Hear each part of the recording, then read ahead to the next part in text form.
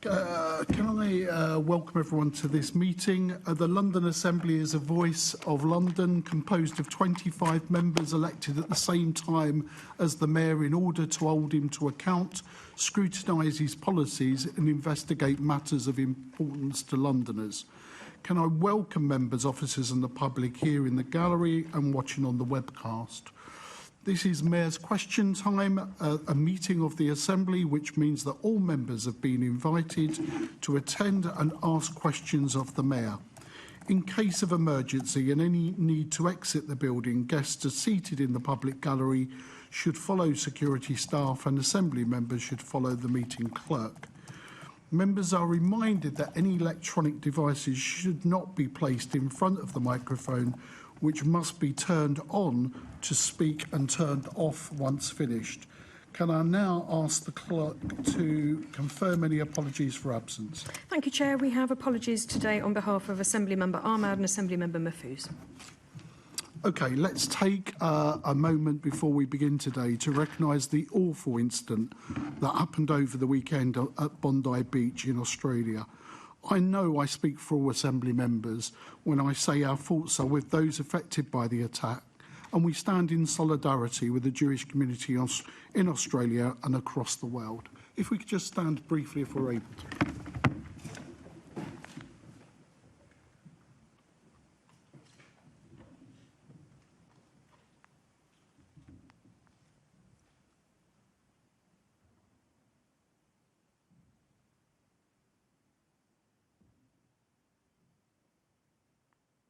Thank you. Since we last met for the London Assembly plenary earlier this month, the Planning and Regeneration Committee met to examine whether new developments reflect what Londoners want from the city-built environment. The Transport Committee questioned guests about the increasingly long bus journey times and the TfL measures to reverse this. The Budget and Performance Committee met to scrutinise and draft the 2026/27 budget for MOPAC. The committee also wrote to the Mayor regarding the draft 2026/27 London Fire Commissioners budget. The Economy and Culture and Skills Committee questioned guests about the experiences and challenges of the unpaid carers in London, and the Police and Crime Committee summons the Mayor to attend a meeting of the committee to ask questions on why it has not had the opportunity to comment on the draft Met Estate strategy as part of the committee's oversight and scrutiny role. This week we held confirmatory hearings to assess the Mayor's proposed appointment of Keith Morgan CBE as Chair of the London Legacy Development Corporation. The committee agreed to recommend the appointment. The audit panel examined audit reports including Film in London. The Budget and Performance Committee took a close look at the Transport of London's 26/27 budget. The Transport Committee held an extraordinary meeting with COMO UK, TfL and the Deputy Mayor to discuss the demise of Zipcar. The Police and Crime Committee continued its investigation into violence against women and girls and hate crime on public transport and held a question-answer session with the Deputy Mayor on the Angelini inquiry, Part 2, and the Met's police custody. And not finally, I've got a few more bits. You can take a big breath. The Housing Committee investigated social housing allocations. On Monday, I attended what I regard as a very significant event in terms of the Mayor's Christmas Carols concert. And I think it was significant in terms of the challenges facing here in London and across the world in different locations and the messages. Mayor, I wish to congratulate on the messages and the tone of the service, which was, it had something for everyone, those of faith and those not of faith, in coming together in a unified way. So can I thank you for that? And can we thank our staff, both in the stakeholders and the events team, for an excellent event that goes into. A lot of hard work goes in behind the scenes, and they should be congratulated and thanked for their work in producing this concert. I know the Assembly will join me in congratulating the former London Fire Commissioner Andy Rowe, who's been appointed to the House of Lords. And I'm just looking to the gallery. The school's here. The school is here. I'm hoping the sixth form politics students of Thomas Tullis School in the Royal Borough of Greenwich, which is in my constituency, so I'll even smile more towards you, being the politician that I am. Can we welcome you here today? OK, so let's now crack... Oh, sorry, Assembly Member Boff. Sorry, Mr. Chairman, I think there's an omission from your procedure note. And I think it's important that the Assembly should note your demotion to the House of Lords. May I call you Lord Len? You have been a giant of the London political scene since you first got elected to Greenwich Council in 1990. Since then, you have valued London's democracy. It puts us all to shame. And whilst we all know there's little you and I agree on politically, what we do agree on is that the voice of London should be heard and that this institution is extraordinarily important to holding power to account. And I just wanted to say that I think the Assembly would all agree that Lord Len, you deserve this and you have our most sincere congratulations.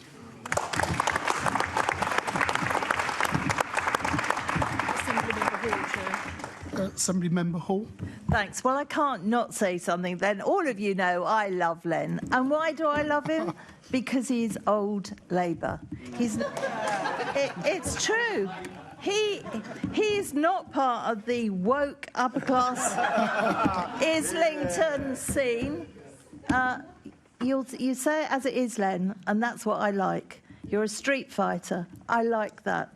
This woke nonsense isn't anywhere near you, thank God.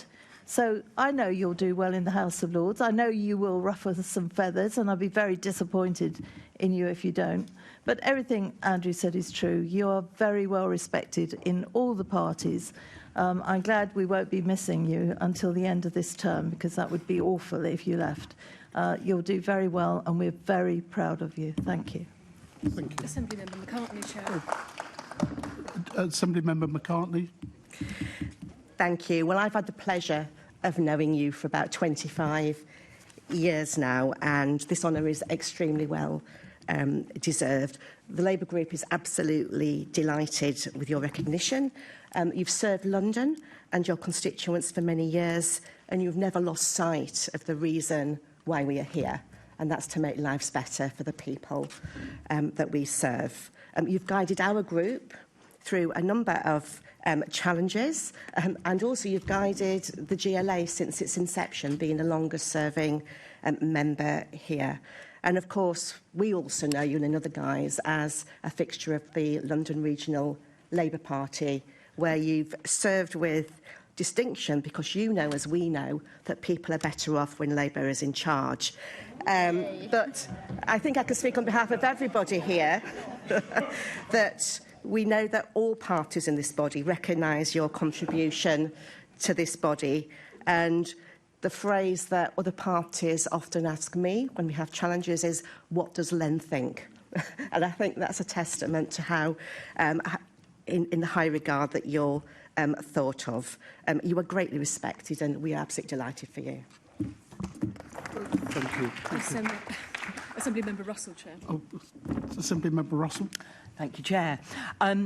Yes, I've known Len now for almost a decade, and I have come to really appreciate Len's long experience of local government and your absolute commitment to this institution, the Assembly, and making sure that the decisions that get made are in the best interests of the Assembly, and putting, in those group leaders meetings, we all put party politics aside and we work together for the good of the Assembly. And I think, Len, your leadership on that has been really extraordinary, and you have taken us through complex, difficult times of moving buildings, kind of, and through the pandemic, that your role on that group leaders group has been really, really important. And I know lots of us don't actually get to see that, but those of us that do see it really, really appreciate it. I think you're very straightforward. You're always straight talking. You take the Assembly incredibly seriously. I even think you might be a tiny bit woke, and I very much look forward to seeing you work in the House of Lords. Congratulations, Len. Assembly Member Bakari. Lord Len, we all love you. I mean, it's clear that from everyone's comments already, you are somebody who is so well respected. And as a relative newbie compared to some people here, when I became group leader, it was, a challenge for me coming in, not really knowing how all of the group leaders were going to work. And what I found is the collaboration, the mutual respect, and also the admiration that we all have for each other. And that comes from leadership, from yourself, Len. Len, you are a legend. And when we say that we are the voice of London, Len, you truly are the voice of London. Thank you. Thank you. Assembly Member Lord Bailey. I'll be very quick, just say, Len, we very much are waiting to welcome you into the House. I'll say one thing that we should all get used to. You are Lord Duval, not Lord Len. Lord Duval. And look, you're going to be a great addition. We can continue our collaboration in there, and we can shout London's voice really loudly. Really look forward to seeing you. Look, thank you for these very kind words, and it's quite nice. Oh, sorry. Assembly Member Wilson, sorry. Thank you, Chair. Difficult to follow what's already been said, because I agree with every single word, even in my short time of knowing you compared to others. I would say I don't agree with the House of Lords as it's currently constituted. I don't think that I don't think this current round of appointments as a whole is a good thing for excluding the party that's been in the clear national lead in 180 consecutive opinion polls. However, if we have to have a House of Lords in its current form, it's really, really important there are good people in it. And we've heard words from others have said all about your years of experience, knowledge, passion for London, and I'm well aware of that. Also, personally, very grateful for the way when I joined the Assembly last year, you were very welcoming and supportive when we were sitting next to each other over there, and our little chats, I think, have been very helpful to me on a personal level as well. So I'm delighted to see your elevation. Many, many congratulations. And on top of that, I think it is great for London and for this Assembly to have that strong voice representing us in that body. Thank you. Well, look, thank you. Sorry, Assembly Member Prince. I'm going to stand up because I think it's befitting to stand up, and I shall address you obviously as Lord Duval correctly. I couldn't really let this pass as a former constituent of yours, Len, as you probably know, and also a fellow Hammer. I've got a bone to pick with you. You say these guys are from your constituency. Have you looked round? We've got a gooner up there. No offence. My two sons are gooners, unfortunately.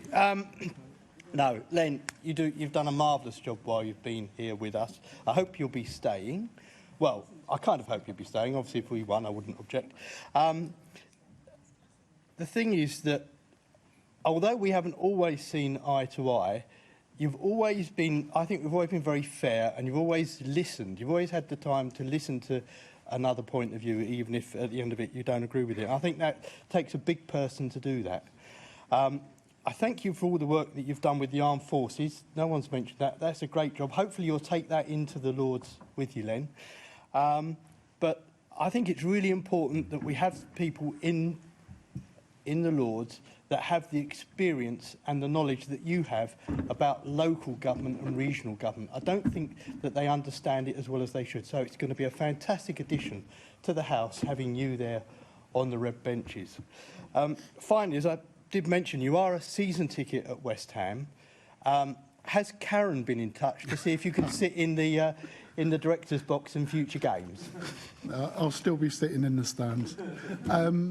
Look, thank you very much. Thank you very much for those kind words. And I'm going to not get emotional, but actually it was quite special to do that. But let's get on and start taking 10 chunks out of each other in many ways. Because this is unreal, Mr. Mayor. This is unreal, as you will know, in terms of that. But look, I can't thank you enough as colleagues in some ways. Look, the reason why I'm in the House of Lords is probably about, you used to say it about if you had an OBE, it was other buggers' efforts, do you know what I mean, or something like that. I've been shaped by working with people and people that have given me opportunities over the years, and that has made the contribution to it.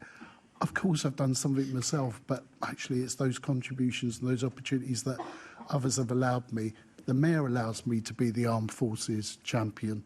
It's the Mayor's policies that I'm enacting, and without him, as an example, you couldn't go on to do it. And without your contributions in helping, shaping me, even though I might disagree with one of two of you at times, has made me what I am and what I've been able to achieve.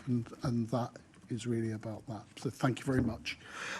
OK, let's get back to business. Let's get back to normality. Declarations of interest. Can I ask the Assembly to note the interest set out in item 2?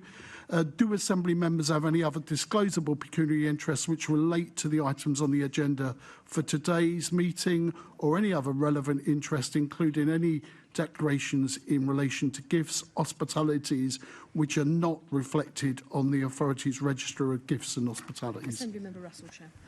I may come in on the Zipcar, on the back of the Zipcar question later. I'm a member of Zipcar. It's declared on my register of interest, but I just wanted to be completely transparent. Thank you for that. Any others? Let's then move on. Item 4 on the Mayor's report. Can I ask the Assembly to formally receive the Mayor's report covering the period from the 7th of November to the 4th of December 2025? The Mayor will now provide an oral update of up to 5 minutes in length on matters occurring since the publication of his report. Thank you, Chair. Can I just say to the sixth form students from the Royal Borough of Greenwich, you're here on a historic day. I've known Len Duval for more than 25 years, and when he welcomed you, it's the first time I saw him smile. And during those wonderful speeches from colleagues from every party on the Assembly, I saw him for the first time in 25 years blush. And so you're here on a historic day. Can I congratulate you on your elevation to the House of Lords, Chair? This is thoroughly well-deserved and a testament to your public service, your record-breaking 25 years on the London Assembly, including as Chair, your 11 years as a councillor in the Royal Borough of Greenwich. You've supported, held to account and worked with 3 now mayors of this great city. And we're looking forward to welcoming you back here at the next Mayor's Question Time with the title of Lord Duval under your belt. Congratulations, Len. Thank you. Before we start, I want to take a moment to remember the victims of the appalling terrorist attack at Bondi Beach in Sydney, Australia last weekend. This was a despicable act of anti-Semitic hatred, one which targeted Jewish people for no other reason than their faith. Today we join millions of Londoners and those across the globe in mourning the innocent lives cruelly stolen, and in unequivocally condemning the heinous and cowardly actions of the perpetrators. As Jewish Londoners come together to celebrate Hanukkah, we're doing everything we can in our powers to keep them safe. I've been in close contact with the Met Police since last weekend and can confirm they have stepped up their presence at Hanukkah events across London, and they'll continue to operate with increased visibility in Jewish communities throughout this week and going forward. As my team and I lit a menorah on Monday, we spoke about the meaning of Hanukkah. It's a story about hope and resilience, overcoming prejudice and persecution, about light triumphing over darkness. Faced with darkness once again, I believe those of us who aren't Jewish must stand in solidarity with our Jewish neighbours. We must come together to rid our society of the evil of anti-Semitism and defeat this vile form of hatred wherever it rears its ugly head. On Tuesday night, Chair Trafalgar Square hosted the first live Hanukkah event since the pandemic as part of our Hanukkah on the Square celebrations. And I want to congratulate the Jewish Leadership Council and London Jewish Forum on organising such a wonderful evening of celebration. In a time of grief and mourning, they sent the world a message of love and joy. It was a call to set aside fear, division and violence, and to build a future defined by hope, unity and peace. In that spirit, I want to wish those celebrating in London and around the world a happy Hanukkah. Chair, can I also take this opportunity to wish every member of the Assembly, your families and your staff who support you a very Merry Christmas, and I hope you will have a fantastic rest during this festive season. Thank you, Chair. I look forward to answering questions during the course of this morning. Let's now move to the questions on the priority order paper. Each group is allocated an amount of time to ask their questions that is proportionate to their size. The first question is entitled, On the Side of London as Assembly Member Turrell. But before I bring him in, I had the privilege of meeting some of you earlier today. So for those that weren't in that meeting, I just want to remind you, if you're going to bring your question up, just please try to make it to relate to the original question. Secondly, it would be helpful. I know that you're all excited and you're getting to ask a question of the Mayor, but it would be nice if we allowed the Mayor to try to answer it before we interrupt him, at least to get a semblance of what he wants to get across. If we could do that, I think it would be a better meeting on that. So I'm wishing you well in the coming couple of hours. We will have a break midway through. So let's move on. Assembly Member Turrell. Chair, can I thank the member for his question? I promise to be a mayor for all Londoners. So the best way to answer this question is to imagine a child born in London. Thanks to the ULEZ, they can breathe cleaner air and grow up with healthy lungs. I was told it would take 200 years to get air pollution down to legal levels. We did it in 9. When that child goes to primary school, they're now entitled to a nutritious free school meal, helping them to do better, while supporting their families and others with the cost of living crisis. When they're a bit older, they'll be able to walk through London knowing that they're less likely to be a victim of violent crime than the rest of England and Wales.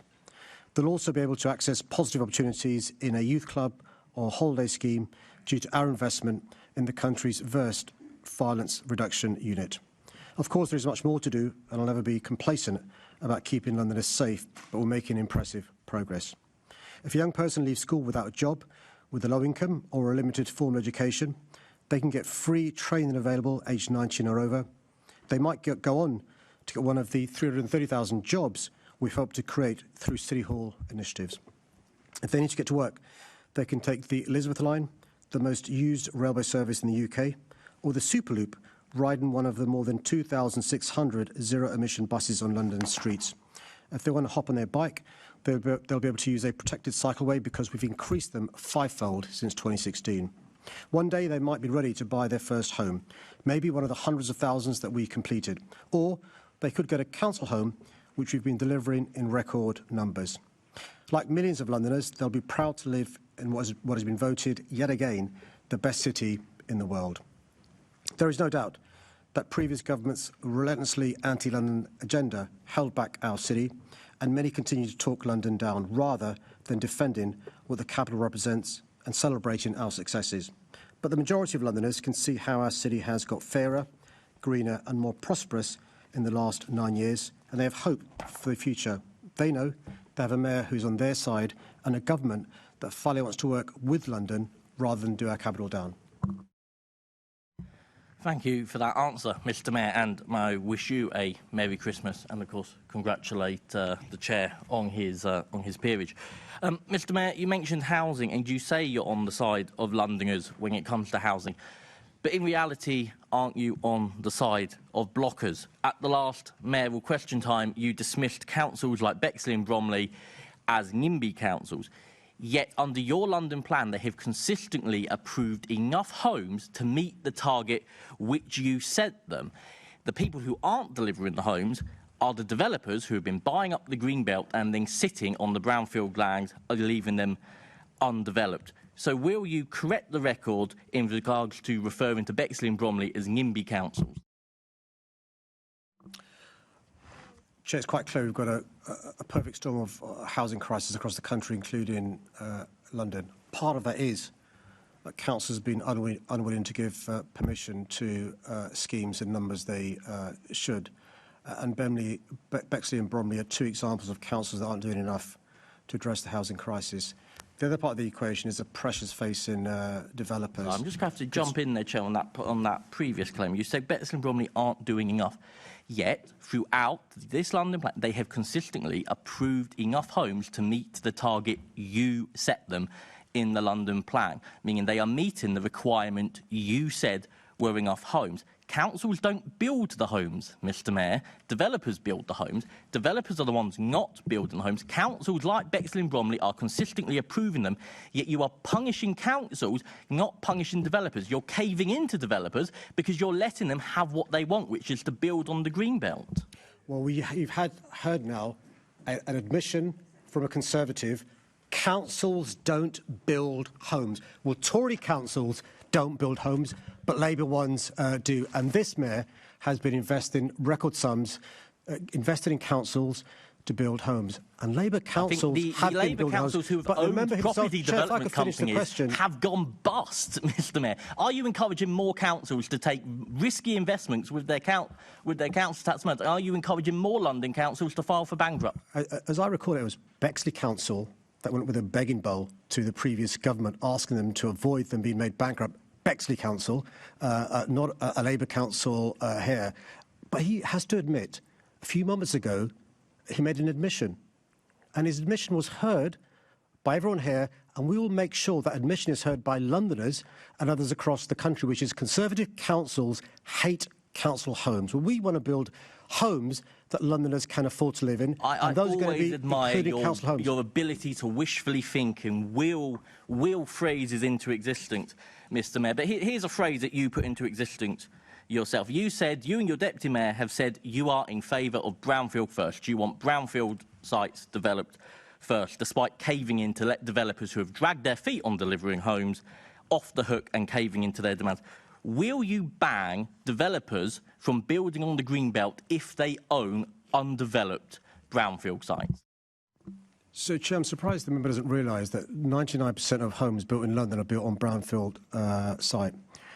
We know, though, if we're going to build the amount of homes we need across our city, 88,000 homes a year, even if the member tries to rewrite history with Bexley and Bromley, we're not going to get there on just those brownfield sites. We also know there's a lot of Greenbelt site that is inaccessible, poor quality, badly maintained. So I don't apologise. As one of the ways to address the housing crisis, we will be working with councils and developers, attaching conditions and building on some of those poor, inaccessible, badly maintained Greenbelt sites. Mr Mayor, I think you've proven today that once again you ignore the facts. The facts are that councils like Bexley and Bromley have consistently approved enough homes to meet your target. The people who aren't delivering the homes are the people you're rewarding. So you're spineless against developers, you're spineless against trade unions, you're spineless against this anti-London government. We can all see whose priorities you are on, or whose side you're on, Mr Mayor, and it certainly isn't the side of Londoners. Well, that's very well read. Well done. Assembly Member Garrett. Morning, and a Merry Christmas to you and your family. So here's another area where you might say that you're on the side of Londoners. The government announced yesterday the return of the Erasmus scheme, which is a really lovely scheme. It's something you've campaigned for and you have welcomed. And it's a great opportunity for those young people who go on it. But it is immensely expensive. So I would ask you, for the cost of replacing, for the cost of the... I'm sorry, there's some staggering rudeness from some of my colleagues here. For the cost of 1 year of the Erasmus scheme, you could replace the Hammersmith Bridge 3 times over. Which one of those two do you think Londoners would prefer to see happen? Well, I'm really surprised that the member isn't aware about the ownership of the bridge. The bridge is owned by the council, not the GLA or the TfL. He'll be aware of the rules in relation to capital receipts, in relation to transport receipts, in relation to council ownership. He also will know the idea that you pivot and switch funding for a central government scheme that brings us in close alignment with the European Union, gives huge opportunities to young Londoners, supports London businesses, and increases connectivity between London and the European Union. Is very different from the previous government's failure to support the council. We're hoping, working with this government, working with the council, we'll be able to have some good news for the residents and those around Hammersmith and Fulham. Sure. So this government has done nothing on Hammersmith Bridge, and they've spent all the money on Erasmus, 3 years' worth of, 3 times the cost of fixing Hammersmith Bridge. So the West London Orbital, for less than 1 year's cost of Erasmus, you could do brand new railway line from Hounslow, Hendon, West Hampstead. What do you think Londoners would prefer? Well, I'm really pleased the members give me a chance to talk about the good news from the budget documents. I haven't asked you to talk about the good news. I've asked you which one you think Londoners would prefer. Life's about choices, Mr Mayor. You've campaigned for Erasmus. It's very clear. Lots of your colleagues here think it's a brilliant thing. I actually think it's quite a nice thing. It's expensive, and that money could have been used for something else. So do you think Londoners would prefer 1 year of Erasmus or to build the West London Orbital? Well, according to the Brexit posters, we were going to get back £350 million a week when we left the European Union. That 1 week's worth of Brexit money pays for the bridge and some. So I notice you refuse to answer on that either. There's a Docklands Light Railway extension into Thamesmead. That's a bit more expensive than the other two. That's actually, the entire project is 2 years' worth of Erasmus. So do you think it would be better to have the entire DLR line extension into Thamesmead funded, or would it be better to have 2 years of Erasmus? So, Chair, I'm really surprised the members missed out the great news on the DLR extension to Thamesmead, or the great news in relation to the innovative funding the government's going to work with us in relation to the West London Orbital and Sorry, how much have the government given us for the DLR, Mr. extension. Mayor? How much have they given us for the DLR? So the government has confirmed there'll be funding, part of the cost for the DLR. And just like the Elizabeth line, and just like the Northern Line extension, we'll be using innovative funding in relation to the further cost of those projects. He will know, I hope, that the Elizabeth line was funded partly by the government, about a third. The other 2/3 by us borrowing in terms of London taxpayers paying and businesses. The Northern Line extension also was funded by future receipts. Similarly, the DLR extension to Thamesmead will be a combination of central government funding confirmed in the budget, and that's borrowing against future receipts as well. And the innovative funding the government's agreed to in the budget document in relation to West London Orbital and in relation to Baker Line extension is fantastic news for London and fantastic news for those of us who are passionate about improving transport infrastructure. I'm really surprised the members against those. You're not passionate about improving transport infrastructure. You're passionate about Erasmus, and that's fine. It's a perfectly lovely scheme, but it's immensely expensive. And as you've just confirmed, what the government is saying is we can build a DLR extension and we can pay for it by borrowing money. And the money that the government could have given us to do that, they've spent on Erasmus, which you've campaigned for. And I've just asked you which of those you think would be better, and you just refused to engage with the question. So about an even bigger project, the Bakerloo line extension, that's maybe 4 billion or so. That's only 5 years worth of Erasmus. So in less than a decade, we could have the Bakerloo line extension into all the way down to South London. We could have the DLR extension into South London. We could have the West London Orbital linking West and North London. And we could have the Hammersmith Bridge replaced. And instead, we will have an Erasmus scheme. And you really think the Erasmus scheme is better than all of that? Is it my turn? It's your turn. Fine. Well, he's not going to answer the question, is he? No. Well, you've not given him a chance yet. He's about to. He's So what was that long pause, Chair? Mr Mayor, we'd like to hear you. And the idea that he was chastising the Lib Dems for being rude, I mean, it's quite remarkable, the chutzpah of this guy.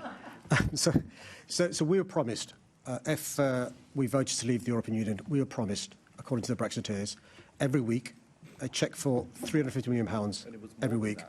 That cheque never arrived, let alone it bouncing. What this government is doing, which I fully support, is closer alignment with our nearest trading partner. Every successful economy in the world does the most trade with its nearest partner. Now, the joy of the Erasmus scheme is it allows youth mobility.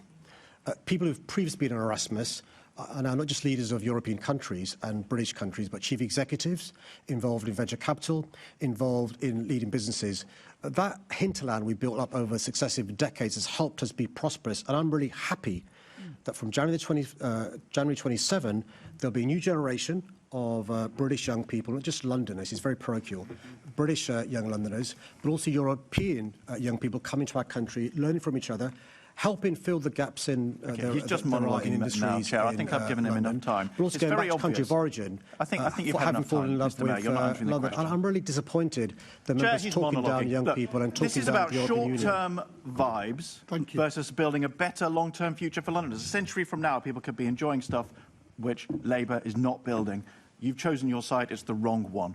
Thank you, Chair. Okay, let's move on. Assembly Member Clark. Thank you, Chair. Sorry, it was easy to get lost in all that questioning because I believe the question was about being on the side of Londoners. But speaking of being on the side of Londoners, what difference has policies like the delivery of 100 million free school meals made to families in London? Which I can hear a groan from another route Conservative, because they voted against and have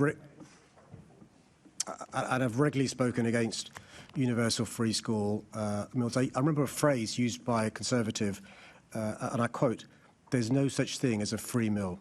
There's no such thing as a free lunch." So I'm incredibly proud that we've shown our commitment to children in our city by, for the first time ever, making sure every child that goes to primary school receives a nutritious free meal. And the difference it makes is to the child, their ability to learn. It affects the child's behaviour. They're better behaved. It means that the relationships between a school and parents are less adversarial because you're not chasing school dinner debt.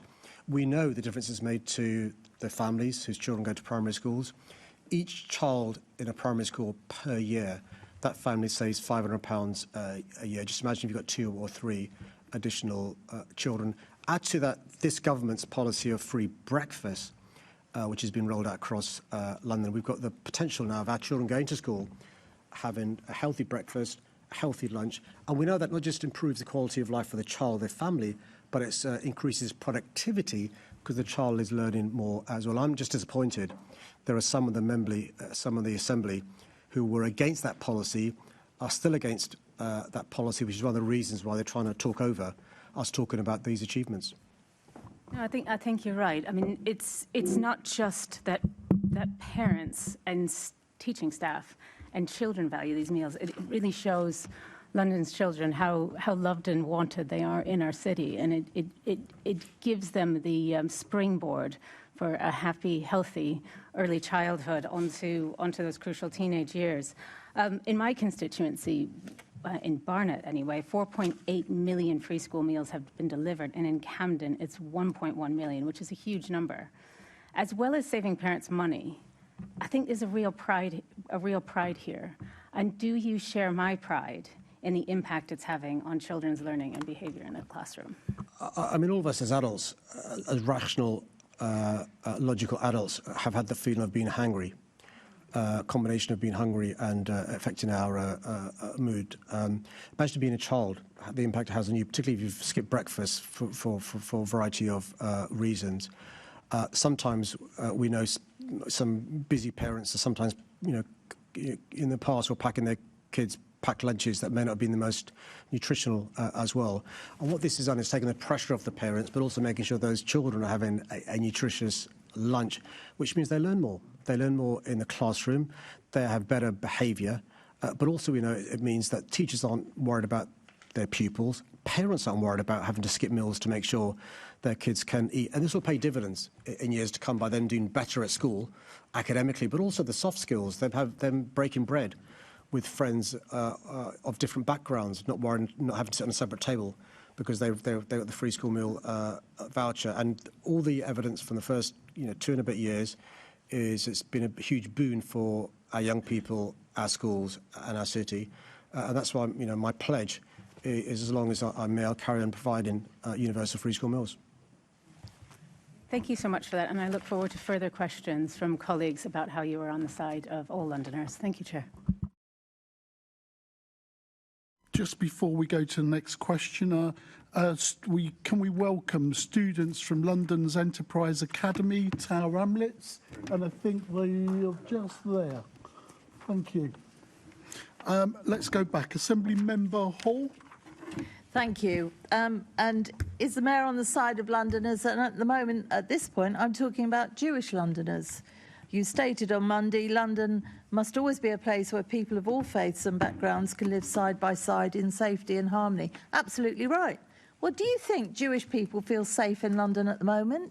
I'm being told by so many people that they're even frightened of wearing a kippah. They won't wear the Star of David. They are terrified when they come into London because all they see are demonstrations, Palestinian flags, and then they hear chants like globalise the Intifada and put the Zios in the ground. Do you think those comments are anti-Semitic? I think many Jewish people don't feel safe in London. Many Jewish people are feeling frightened. I welcome the clarity provided by the Commissioner this week, but also the review ordered by the Home Secretary from Lord Ken MacDonald KC in relation to the current public order and hate crime legislation. I think the particular phrases she's used aren't just anti-Semitic. The clarity provided by the Commissioner confirms that they'll also be breaking the law and people will be arrested under the relevant public order legislation and the hate crime legislation if they use those chants. Good. Well, it's about time because for 2 years, Jewish residents have not felt safe. They have never felt more unsafe than they do now, especially after the atrocities of the weekend. I'll leave that now and we'll see how we go. But all I can say is their faith in you and their faith in coming into London has completely disappeared. Now, I'd like to go on to people that are victims of these rape gangs that I will keep going on and I will continue, Mr Mayor, until something happens about this. You've made previous assertions that London does not have the same type of grooming gangs as seen in Bradford, Manchester, Leeds, Sheffield, Newcastle, Middlesbrough, Blackpool, Keighley, Halifax, Huddersfield, Blackburn, Barrow, Nelson, Birmingham, Nottingham, Coventry, Leicester, Derby, Aylesbury, Ipswich, Chelmsford, High Wycombe, Peterborough, Barking, Bristol, Banbury, everywhere but in London. Are you sure that we do not have the same gangs like the rest of the country? Chair, that's not quite what I've said. What I've said is echoing the words of the Commissioner now and the Assistant Commissioner, I think Matt Twist, on previous occasions. They've both explained that there are serious issues in relation to child sexual exploitation. They've both explained that there are a variety of examples of children being exploited, including grooming. And they've both explained, and I've echoed, that I've asked them to make sure no stone is left unturned. So they're going back 15 years, as they've been asked to do by the National Inquiry, using the wide definition given by the inquiry, which includes, when more than one person grooms a young person, but also includes intrafamilial, peer-to-peer gangs. The particular focus of the police in the recent past, for obvious reasons, has been around county lines. And I think the Commissioner couldn't have been clearer when the member asked him a similar question at the last plenary. The member will continue to ask questions because every day that goes by, other girls and sometimes boys are groomed. Every single day. I still don't think you realise the impact your being so rude to me just under a year ago had when you said, what does the member mean? What is she talking about? You knew damn well what I was talking about because it's been going on for years. You're the mayor of this great city. It's going on in London, and every day that goes by where we haven't got an inquiry in place, these girls and sometimes boys are suffering. And yet, if they look at your comments on it, you don't take it seriously enough. There should have been an inquiry put in place a long, long time ago. And you can look fed up with me asking if you like, but you better get used to it, because I will not stop until we've got an inquiry in place and these past cases are looked at and resolved and these girls get some form of closure. Well, Chair, if I can be given a similar time to respond to that question slash speech. So I'd remind colleagues that when Alexis J undertook her inquiry and made a number of recommendations, not one of them was actioned by the previous government. In the meantime, victims and survivors were waiting for justice. I'm really pleased this government asked Dame Louise Casey to look into this matter. Dame Louise Casey recommended another national inquiry.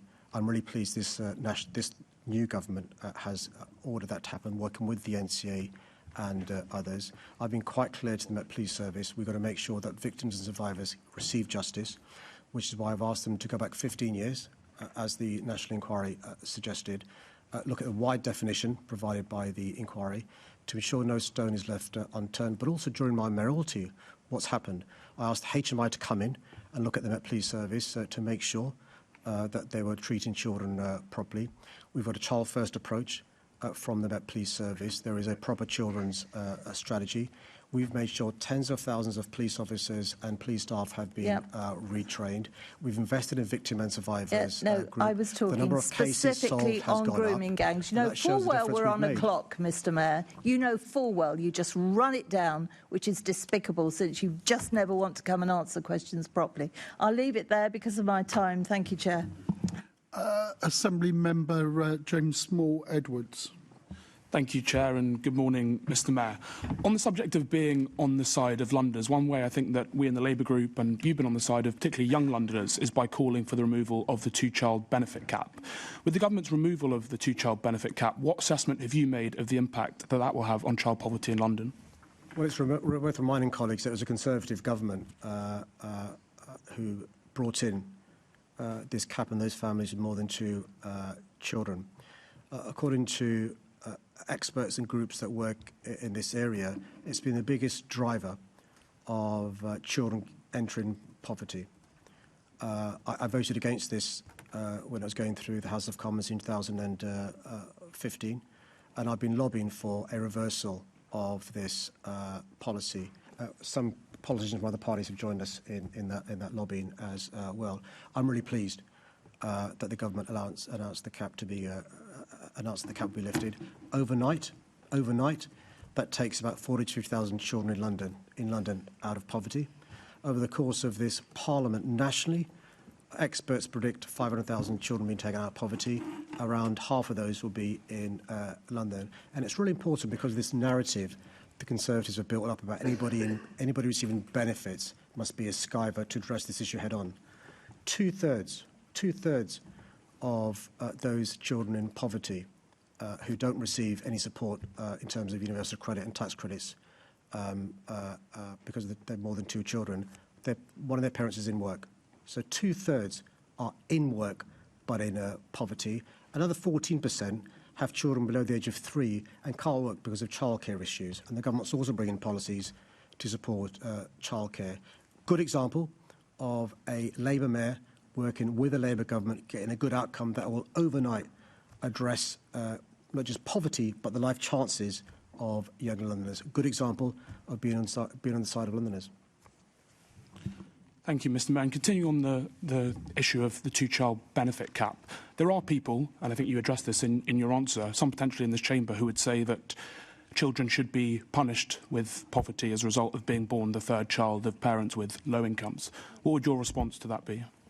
Well, I think I'm embarrassed that there are public officials representing a city which, yes, is one of the 5th or 6th richest cities in the world, but also has deep ingrained poverty, biggest inequalities in terms of a region in the country, don't understand how poverty affects not just the individual child, but the family as well. We think that this change in government policy will benefit families to the tune of £50 a week. Imagine the difference that makes buying a decent birthday present, buying decent clothes that fit, eating properly, and so forth. And it's something I'm incredibly proud this Labour government's done. Thank you. And finally, Mr. Mayor, the government recently announced its new child poverty strategy. Have you done any assessment on what this might mean for London? So we're working with experts across London to see the difference it'll make in London. The strategy in itself is, if you like, the North Star. The first part of that was the lifting of the cap on two-child benefit. There'll be other policies along the way that will support addressing the issue of child poverty. Breakfast clubs being one example, childcare being another example. We're keen to make sure those parents who have got childcare issues, the cost of childcare, have the ability to get childcare, but then the training to get the jobs that have been created in London. So there's a link with adult education as well. So we're working through the strategy, and we'll be lobbying the government for some of the policies required to implement the strategy as well. Thank you, Mr. Mayor. Thank you, Chair. Assembly Member Best. Thank you, Chair. Good morning, Mr. Mayor. Last month, I asked you specifically whether you were going to consult or speak with the Chancellor regarding the leaked plans on pay per mile. You said then that you would stand up to this government if it tries to introduce pay per mile in London. Have you had those conversations now? I didn't need to, because when I looked at the plans, what the government's considering is a version of road tax for those who got electric cars. So no, Mr. Mayor, when last month, and you can't move the goalpost now, which I, funnily enough, had money on you doing, but you can't move the goalpost now. I asked you about, if someone had taken the bet, I would have put it all on. You can't move the goalpost now, because last month I asked you about Rachel Reeves' leaked policy. Right? It was in black and white what we meant. You didn't say, but if it's this policy, I don't mind. You said no to that policy. You said no to pay per mile, and now you are backtracking, if that is what I hear correctly from you today. I think it's a misunderstanding. The government is not introducing pay per mile. The government is introducing pay per mile. It's literally, when you drive a mile, you pay for the mile, hence the phrase would be pay per mile you drive.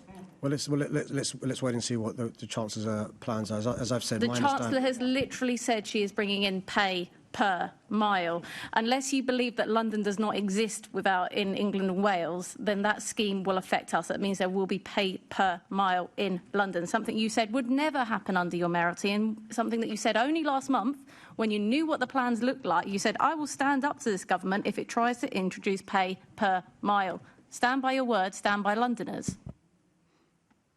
Okay, my understanding is that what the government's considering is from 2028 introducing a vehicle excise duty for those electric cars that currently don't pay vehicle excise. And how would it be deduced? How would they deduce what they pay? The way it's produced is you charge vehicle excise duty for those electric cars. No. How will they deduce how much the vehicles will pay? Okay. I'd like to ask them, how does she think they're going to make sure every car has got a system? I'm asking you, Mr. Mayor, as many people have pointed out to you, it is Mayor's question time. I'm asking on this, how will they decide how much those owners pay? Can I help you? Would it by chance be by mile?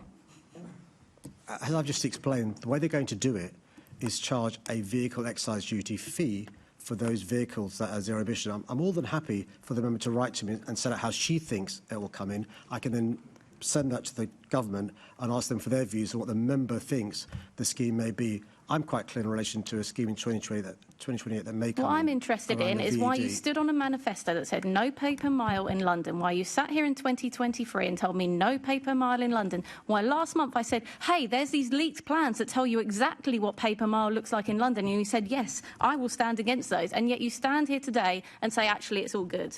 That's what I'm interested in. Well, as I sit here today, I'll repeat again, I've got no plans to bring in pay per mile. I'm quite clear. Pay per mile is not coming in from TfL as long as I'm mayor. The members referring to the plans the government may have in 2028, I'm more than happy to look at the government's plans if they are the same as the member is saying and look into them. My understanding is they're not as the member is saying. Thank you, Chair. Just thinking through. I think the Mayor is just confused. thinking through Thank how you. it happened. I don't understand how you could have individualised pay per mile by 2028, but I'm more than happy to take it away and look into it.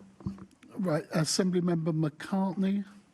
Yes, thank you. And I think it's a shame that the Conservatives seeking their questioning to put a limit on the aspirations and opportunities of young people in our city. And I'm glad that you're not doing that. But can I ask about another way that you're standing up for Londoners and being on their side? And that's your success in lobbying for a tourist levy, a visitor levy to our city that will bring in new investment. But can I ask you, what opportunities does this new levy pose for Londoners? So can I thank the member for raising this really important issue in relation to seeing what other cities across the globe do, whether it's Paris, Amsterdam, New York, Venice, and I could go on, where they charge an additional small fee to those of us tourists who go to their respective cities. And one of the things I've been lobbying for since 2016, I've lost count of the number of Conservative chancellors I've had during that period. But the first chancellor we had in this Labour government, we've been successful in persuading her to devolve to, not just us, by the way, other mayors across the country should get this and will get this, the ability to levy this tourist levy. We're going to work closely with hospitality sector, tourism sector, councils and others to get the best possible scheme designed, to work with them about what the levy should be, how it will be collected, how it will be spent. But just imagine the potential to improve the public realm, to improve the offer for tourists, to improve public transport that supports tourism, but also not just focused on central London, important though it is, but think about outer London. How can we help outer London in terms of improving the tourist offer? So I'm really excited about this piece of good news. Like I said, lobbying since 2016. We're going to work closely with those key partners to make sure we get the best scheme possible. Thank you, and I'm glad you mentioned Outer London there, because in my constituency of Haringey in Enfield, for example, we have the wonderful Bruce Castle and Park, and in Haringey and in Enfield, Forty Hall, for example, well worth a visit from central London. So you will be standing up and trying to make sure that some of the funding is spread out across our city, not just stay in central London. You'll be aware of the importance of the 2028 Euros and the stadium in your patch. The Spurs Stadium is hosting games, but also the London Borough of Culture in 2027 as well. So we get the importance of investing in all parts of our city. That's why the work we do with the councils is so important. I had a brief chat last week with the chair of the London Councils, Claire Holland, and we're really excited to be working together again on this, but also really importantly the hospitality sector and the tourism sector as well. They've got to see what's in it for them. And it's really important to work with them to make sure they see the improvements and the value added as a consequence of the tourism levy. Thank you. Thank you, Chair. Assembly Member Boff. How can you be on the side of London's leaseholders if your affordable housing funds are still being used to support new leasehold schemes? Can I thank the member for raising this? I'm somebody who's long campaigned for a change in the provision around leasehold law. I think there should be common hold. So the leasehold schemes that we had are part of the previous deal with MHGLG. We've made sure they're 999-year leases, but he's right to raise this. That's why I'm lobbying the government, Member, for ground rent to be capped at £250. But also to address some of the issues raised by campaigners around this area. We couldn't change the rules in relation to the previous funding from MHGLG, but going forward, we are trying to secure, particularly if there's a change in the law in terms of legislation, to make sure in the future they're all common hold. You don't have absolute control over the law, though, do you? The other day, the very excellent former Assembly member Florence Eshalomi asked the Prime Minister about when the leasehold reform bill would arrive. He stalled. Will you be contacting him to treat leasehold reform as a priority? Yeah, we are in touch with his officials, and I thank them again for raising this issue. It is a concern to me, the delay, because in the meantime he'll be aware people's dreams of being a homeowner has turned into a nightmare for the reasons he knows well. So we also work closely with the chair of the Select Committee, who's mentioned, the excellent Florence Eshalomi, to see what we can do working together to try and get some movement on this. You could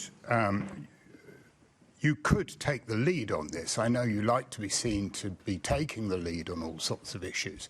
You could issue an instruction that the affordable housing money is only used for alternative forms of tenure to leasehold. I'm afraid we can't, because there are conditions MHGLG attaches, which we agreed. So I'm not complaining about those conditions. He'll also be aware in relation to the law as it currently is, has got to be applied rather than as the law may be. Yeah, but that's not true, is it, Mr. Mayor? Because you can use shared freehold, where the freehold is held by residents rather than offshore investment companies. That works in terms of small residential. We are exploring all options in relation to the land when it's a JV. We're also exploring with the government a change in legislation. We're also quite keen to ensure the legislation bites sooner rather than later. What we can't do is change the conditions of the funding the MHELG have given us. But you can do that. Are you actively pursuing alternative forms? It's, what you want to do and what you lobby for is one thing, but you can actually take concrete action now. And it doesn't appear as though you're taking that action. You're exploring things. Exploring doesn't do anything. Do something, Mr. Mayor, about these new schemes that are coming forward that are trapping people in a tenure that is tantamount to modern-day slavery. Well, Chair, what I'm not going to do is break the rules under which the government gives us funding. I've not done that with a Conservative government. I won't do that with this government. It's not to do with the colour of the government. It's to do with the terms upon which, a grant's given to us. We will speak to MHLG about greater flexibility. We will continue to lobby the government to change the law. And I know there are colleagues in Parliament who understand why this is a really important issue. Well, Londoners will look to you taking action rather than just writing letters. Thank you, Chair. Assembly Member Georgiou. Thank you, Mr. Chairman. And can I just say, I heard a rumour that you're only being put in the Lords to keep an eye on the Lord Bailey of Paddington.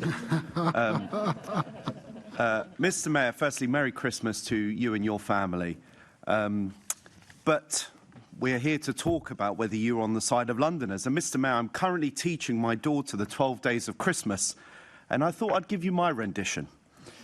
On the 12th day of Christmas, Sadiq Khan gave to me 12,000 air miles, 11 Khan's cronies, 10 years of carnage, 9 soaring precepts, £8 for Blackwall, 7 scandal-hit ministers, 6 Taylor Swift freebies, 5 days of tube strikes, 4 Greenbelt areas destroyed, $3 billion for the Chagos Islands, 2 benefits budgets and a bung for the RMT. With this record, how can you be on the side of Londoners? Well, Chair, can I commend the member's 3-year-old daughter for writing that?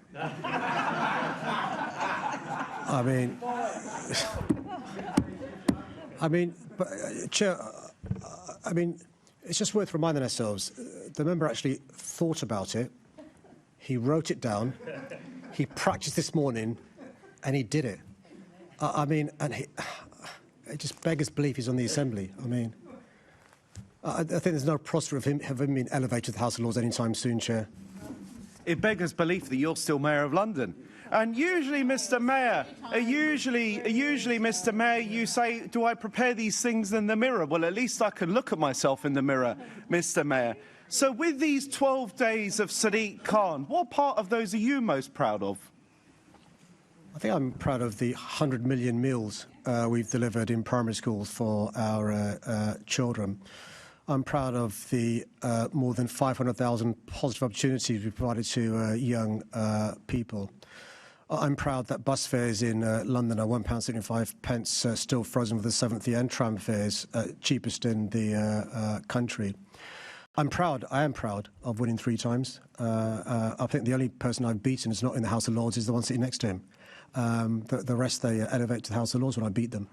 I'm proud of the fact that we delivered on the promise made to the previous government of 116,000 new homes. I'm proud that we broken the record of new council homes. Well, Mr. Mayor, you're not sticking to my question, which are the 12 days of Sadiq Khan. But what I will say, what a great idea, Assembly Member Hall, as the Baroness Hall of Harrow.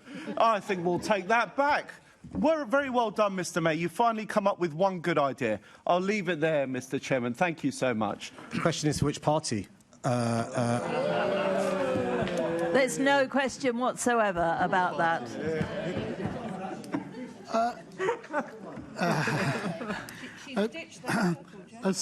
Assembly Member Lord Bailey. Thank you, Chair. Good morning, Mr. Mayor. Happy Christmas to you and yours. There is one group of Londoners in particular who really don't feel like you're on their side, and that is police officers. Police morale is at a rock bottom low.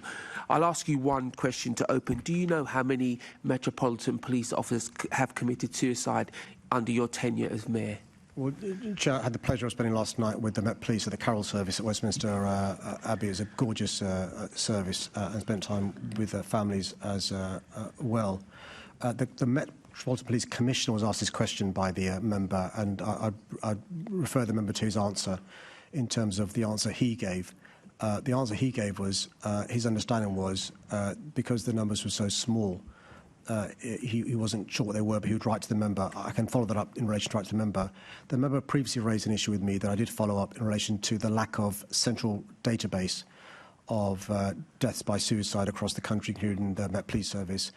My office did raise this with the police, and again, if he's not had a response, I'll make sure he gets a response.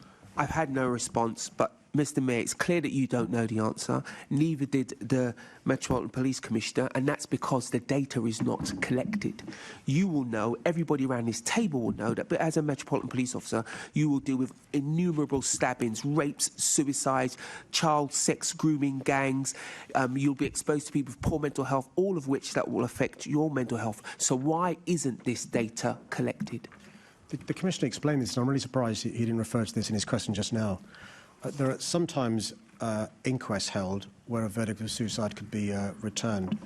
Sometimes a death certificate could say it's suicide.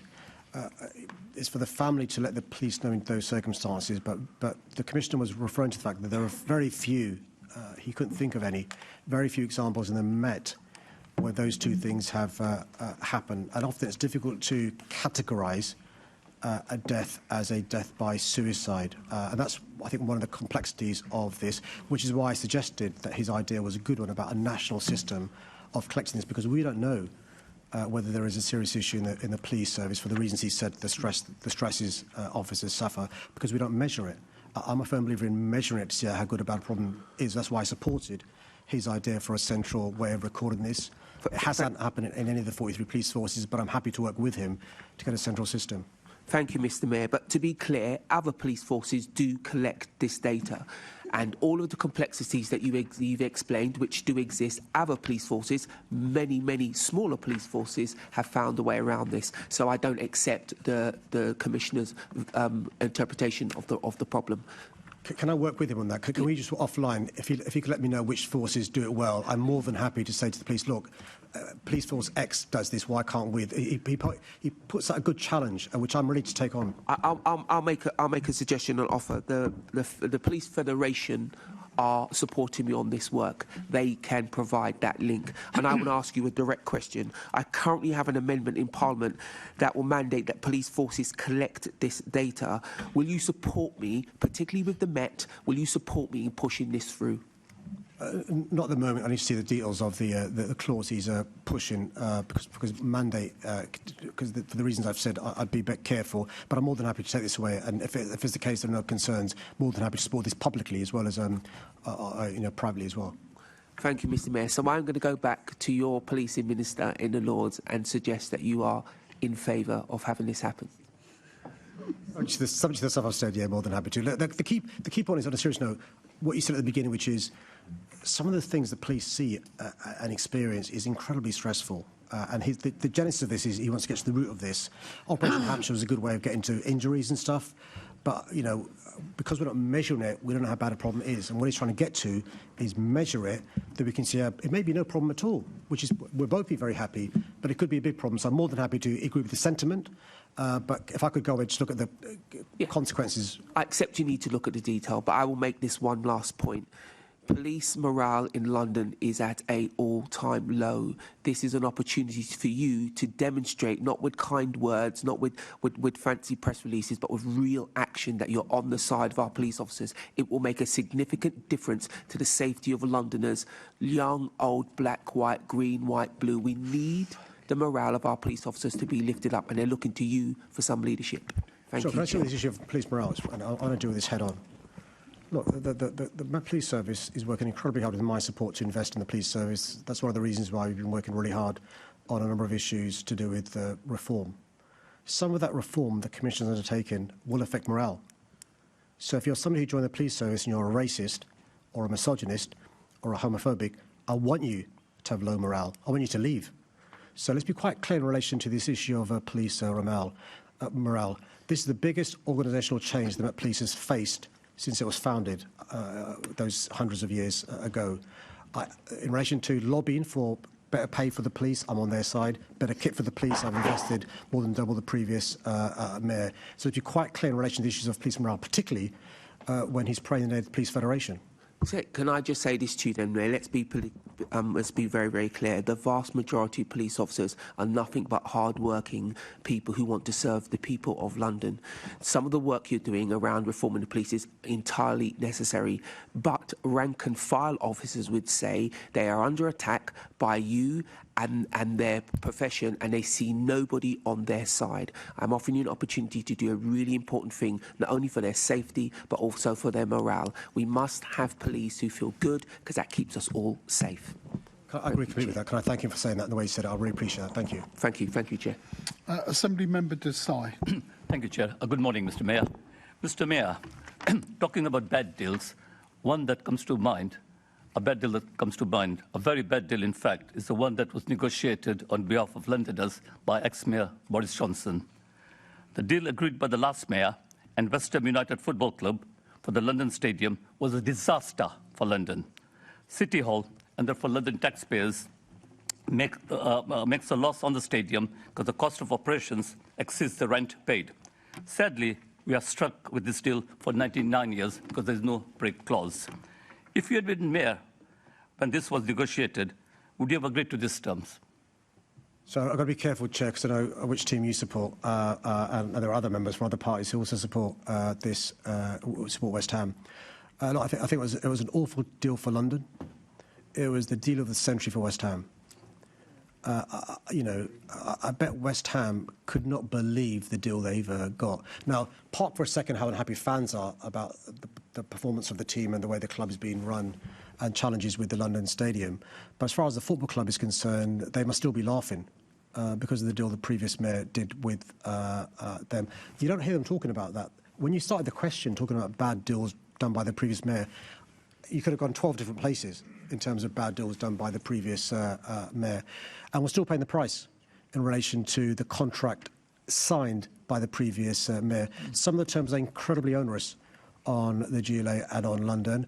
I don't blame West Ham for being given this great deal and biting the previous mayor's hand off. We've got to make it work, though. And what I've tried to do with West Ham is to make it work. It can sometimes get a bit adversarial, but I've tried to be collegiate with them because I don't blame them for signing this great deal. And so we've got to make it work. We've got to make it work for West Ham, for the London Stadium, for the Queen Elizabeth Park, and for that whole East Bank development. It's really important. Deal of the century, Mr. Mayor. I couldn't agree more. And can I take this opportunity to extend Christmas greetings to you and your family and best wishes for 2026.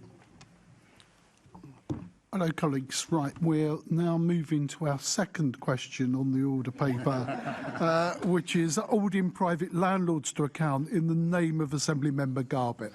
Thank you, Chair. Can I thank the member for her question? There is no doubt in my mind that too many renters in London face high costs, poor conditions and a lack of security. All renters deserve decent and safe homes from fair and decent landlords, and that's why tenants and London's local authorities should be able to properly hold private landlords to account. While I have no formal powers over private renting in London, I am doing everything I can to improve renting for London's 2.7 million private renters. My private renting partnership brings together senior officers from all London boroughs to share intelligence and best practice in private rented sector enforcement. My online private rented tools and checkers also empower renters to make informed decisions about who they rent from and enables the public to report problems or concerns in a quick and easy way and holds landlords to account. These tools support London boroughs in their enforcement work, helping them to drive up standards and conditions in London's private rented sector and act as a deterrent to rogue landlords. However, councils can only hold landlords to account if they have the resources to do so. There's no doubt that years of underfunding by the previous government has left London's boroughs facing a chronic shortage in qualified housing officers. To help address this, I've launched a private rented sector qualification and funded and facilitated upskilling training for existing borough officers. Property licensing is one of the best tools boroughs have to hold private landlords to account, and we're developing a new project to support boroughs to introduce new and expanded schemes. I've also commissioned training for Met Police officers to help prevent illegal evictions, and I'm pleased that more than 11,000 frontline officers have been trained so far.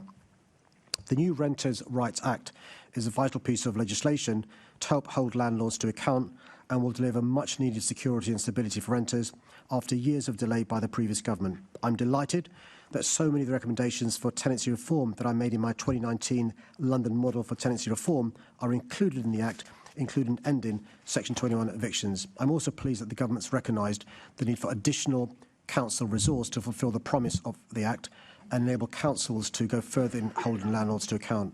Given this is national legislation, it will now need a national awareness campaign to ensure that renters and landlords fully understand their rights and responsibilities.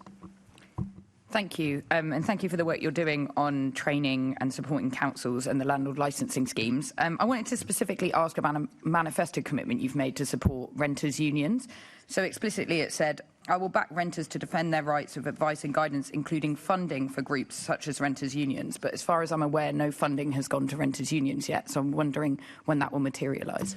So Chair, we are investing £11 million to fund organisations. In answer to a previous Mayor's question time, when she raised this issue, I did ask my Deputy Mayor to meet with them. My understanding is there's a date in the diary. And one of the 11 million, I was provided with a list and it's got some great organisations on it doing some great work to support people with debt and support, the renters can also access that, but it doesn't explicitly support renters' unions.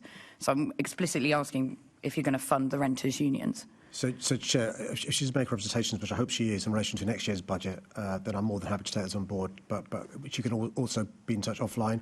One of the reasons I was keen for my Deputy Mayor to meet with the union is if there's additionality they can provide, in addition to the funding we give to advice centres and others to give tenants advice.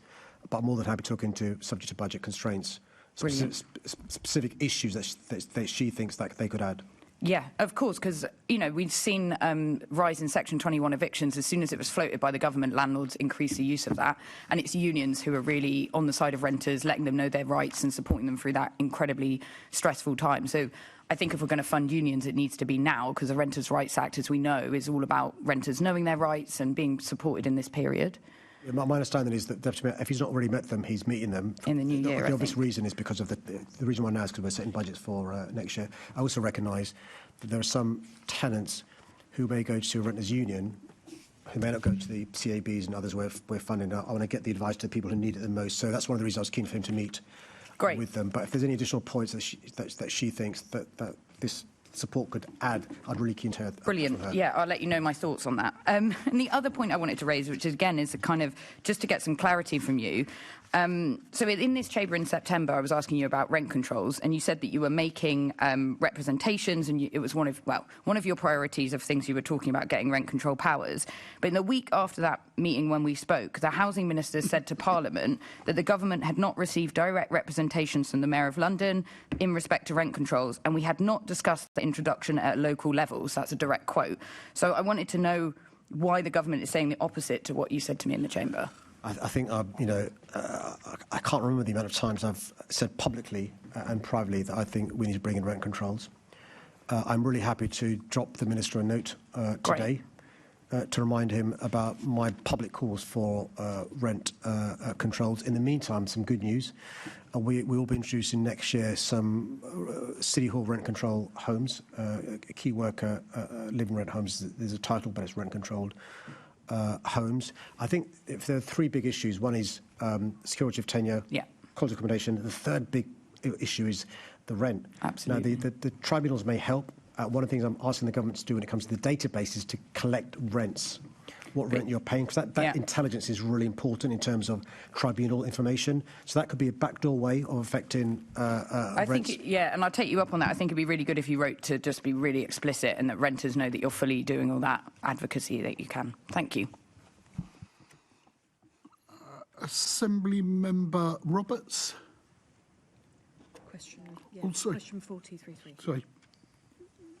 Sorry, it's the question in the name budget deal for London in the name of Assembly Member Roberts. Can I thank the member for his question? The legacy left behind by the previous government, and to be fair, the coalition government before them, could not be clearer. A flatlining economy, stymied investment, a black hole in public finances, as well as a cost of living crisis. It's London's most vulnerable communities that have paid the biggest price. This inherited state of affairs, compounded by a catastrophic Brexit deal, disastrous mini-budget, and years of economic mismanagement left the Chancellor with difficult decisions to make in the budget. However, after years of budgets that failed to deliver for London, this year's budget is proof that we have a government that recognises that investing in London is fundamental to boosting national economic growth. Working with the government, I've secured important wins for London, including the commitment to extend the DLR to Thamesmead, which will help to create 10,000 new jobs and unlock 25,000 new homes. I first started campaigning for this important scheme in 2018. The government's also agreed to give new powers to London to charge a tourism levy to boost economic growth, something I've been asking for since 2016. Crucially, scrapping the two-child benefit cap, which I voted against introducing as an MP in 2015 and have campaigned against for years, will have a significant impact across London, with more than 260,000 children benefiting and 40,000 children being lifted out of poverty overnight. Additionally, we persuaded the government to give London an integrated settlement, which means that we'll have more financial stability and flexibility across a full range of policies, helping deliver better outcomes for London. These are important wins and the latest in a long list of positive things I've secured through working closely with this government, including new planning reforms to enable me to accelerate development and tackle London's acute housing shortage and deliver economic growth. Recent confirmation that London will have 2 new towns at Cruise Hill Enfield and in Thamesmead, £322 million for house building through the City Hall Developer Investment Fund, £11.7 billion for affordable housing, the biggest and longest-term settlement in the GLA's history, support for an Oxford Street Mayoral Development Corporation to revitalise the Oxford Street area, the largest multi-year funding deal for TfL in over a decade, £2.2 billion, a new pilot to introduce a London-wide strategic licensing policy to strengthen our culture and hospitality sectors, and I could go on. These commitments demonstrate a clear shift working in partnership with this government. Thank you, Mr Mayor. One part of the question which you didn't address was whether the Chancellor embraced her inner Peggy Mitchell and ordered you, get out of my office. Did she? There's been lots of rehearsal taking place in advance of MQTs. No. So can I just say, I've never been thrown out of anybody's office as the Mayor, Minister, MP or a lawyer, and it helps. I've never received a red card at football either, nor, I think, slammed a door ever in my life. Thank you. You may not have been thrown out, but the order may have been given, but there we are. The Prime Minister is going to order an inquiry into leaks regarding the budget and various stuff. Given the damaging nature of this allegation, will you be writing to the Prime Minister asking him to include this particular aspect in his inquiry? About me being chucked out of the room? Yeah. I don't think so. Ah. There we go. Just on to, I mean, there was lots of stuff in there which was all about things which have been announced before the budget and what have you. But just on a couple of particular items, did you ask for the budget to unlock the funding needed for the Bakerloo line extension? Yeah, we spent a lot of time lobbying the Treasury, DfT and MHLG on a variety of issues linked with that particular scheme and others, which is why I'm really pleased the budget document specifically says, and there's a working group will be set up, has been set up, to look at innovative financing for, in particular, West London Orbital and Bakerloo Line extension. He'll remember, as a council leader, the difference the investment in the Elizabeth Line made, innovative funding. I was the minister who took through the business rate supplement bill, a third paid by central government, a third London taxpayers and a third the business community, and similarly the Northern Line extension as well. We want a similar deal for BLE and West London Orbital as well. Okay, good. So I was going to ask about the West London Orbital, so that's done. In terms of the DLR extension, which has been committed to, there's very few numbers attached to that. Have you got anything more which you can share with us on that particular aspect? Yeah, of course I can. The reason why we were keen for it to be included in the budget was because it gives certainty to private developers in terms of JVs. So later on next year, we'll be setting out what the financial deal from the government is. Broadly speaking, the government will contribute monies in terms of a grant, and we'll also be given the powers to borrow against future receipts from the fares from the extension. We're talking to the government also about other potential land tax devices to help us fund not just the rest of the DLR extension, but also BLE and West London Orbital as well. That's one of the things the Innovative Finance we're looking at. But he will, this time next year, earlier than middle of next year, we'll have details of the financial settlement from the government. Okay, thank you.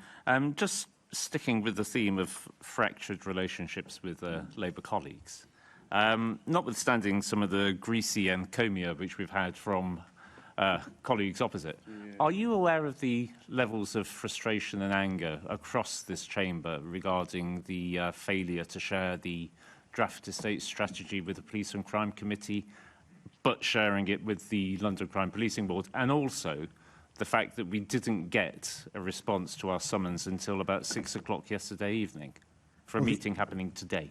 Well, the estate strategy hasn't been finalised yet, so it's not surprised the Assembly haven't seen it. As soon as it's finalised, I'll ensure that the Assembly get a copy of it. The London Policing Board will not have seen a copy of the estate strategy because it's not been finalised yet. Well, we've been given to understand that we received a draft version of the strategy, which the Police and Crime Committee, which is the statutory body, has not. I'm hardly surprised that the Mayor's Office of Policing and Crime may want to discuss drafts with colleagues in the London Policing Board. It's a Met Police document, though. It's a Met Police strategy. And when the Met Police, share the strategy with MOPAC, I wouldn't be surprised if the draft they want to involve the Policing Board, the Police and Crime Committee, in due course will see the estate strategy, but it's not been finalised yet. Okay. And could I ask, do you recall when you were first made aware of the summons of the Assembly to attend a meeting today? It was early this week. Earlier this week. And could you explain why the committee didn't get a response from you until about 6 o'clock yesterday evening? Shows a certain contempt for the committee, if you don't mind. It may have been late last week. I'm not sure. I can check and get back to you when I was told. In the last few days, I've been told. Again, I'm not sure why you got the letter at 6 p.m. last night. Okay, thank you. I mean, I would just reiterate the point that it shows a breathtaking contempt for the committee that we issued a summons a fortnight ago, that you may have seen it either late last week or earlier this week, and it was only 6 o'clock, fewer than 24 hours before the meeting happened, that we heard that you weren't going to attend. I think anybody watching this would think, why, it's a bit odd. A committee would issue a summons without actually speaking to me, see if I want to come along and speak to them, but that's by the by. Well, I can hear some chuntering talking of contempt. Okay, Assembly Member Georgiou. Right, Mr. Mayor, I still didn't really hear a response to Assembly Member Roberts' question. Look, we're all friends here. Come on, you've got a packed public gallery. Come on, dish the gossip. Did the Chancellor kick you out of her office? Come on. No, I wish she did. I mean, it's a great anecdote and a great story to tell. I mean, I said, I don't think I've ever been kicked out of anybody's office in my life. And I was trying to use the analogy. Yeah. I'm not going to your office as a result. I quite like the record of not being kicked out, so I'm not getting it, definitely.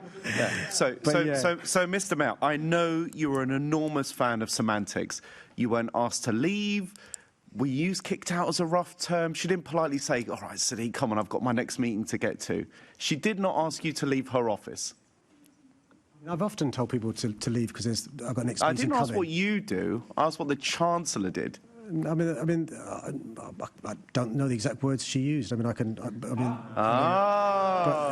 was very fraternal, as it always is when I see the Chancellor. Right. So now we've finally gotten to the bottom of it. She may have asked you to leave her office, but we'll move on.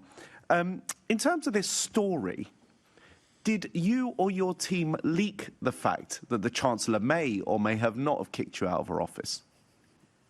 I can say with confidence that my team doesn't leak. Good.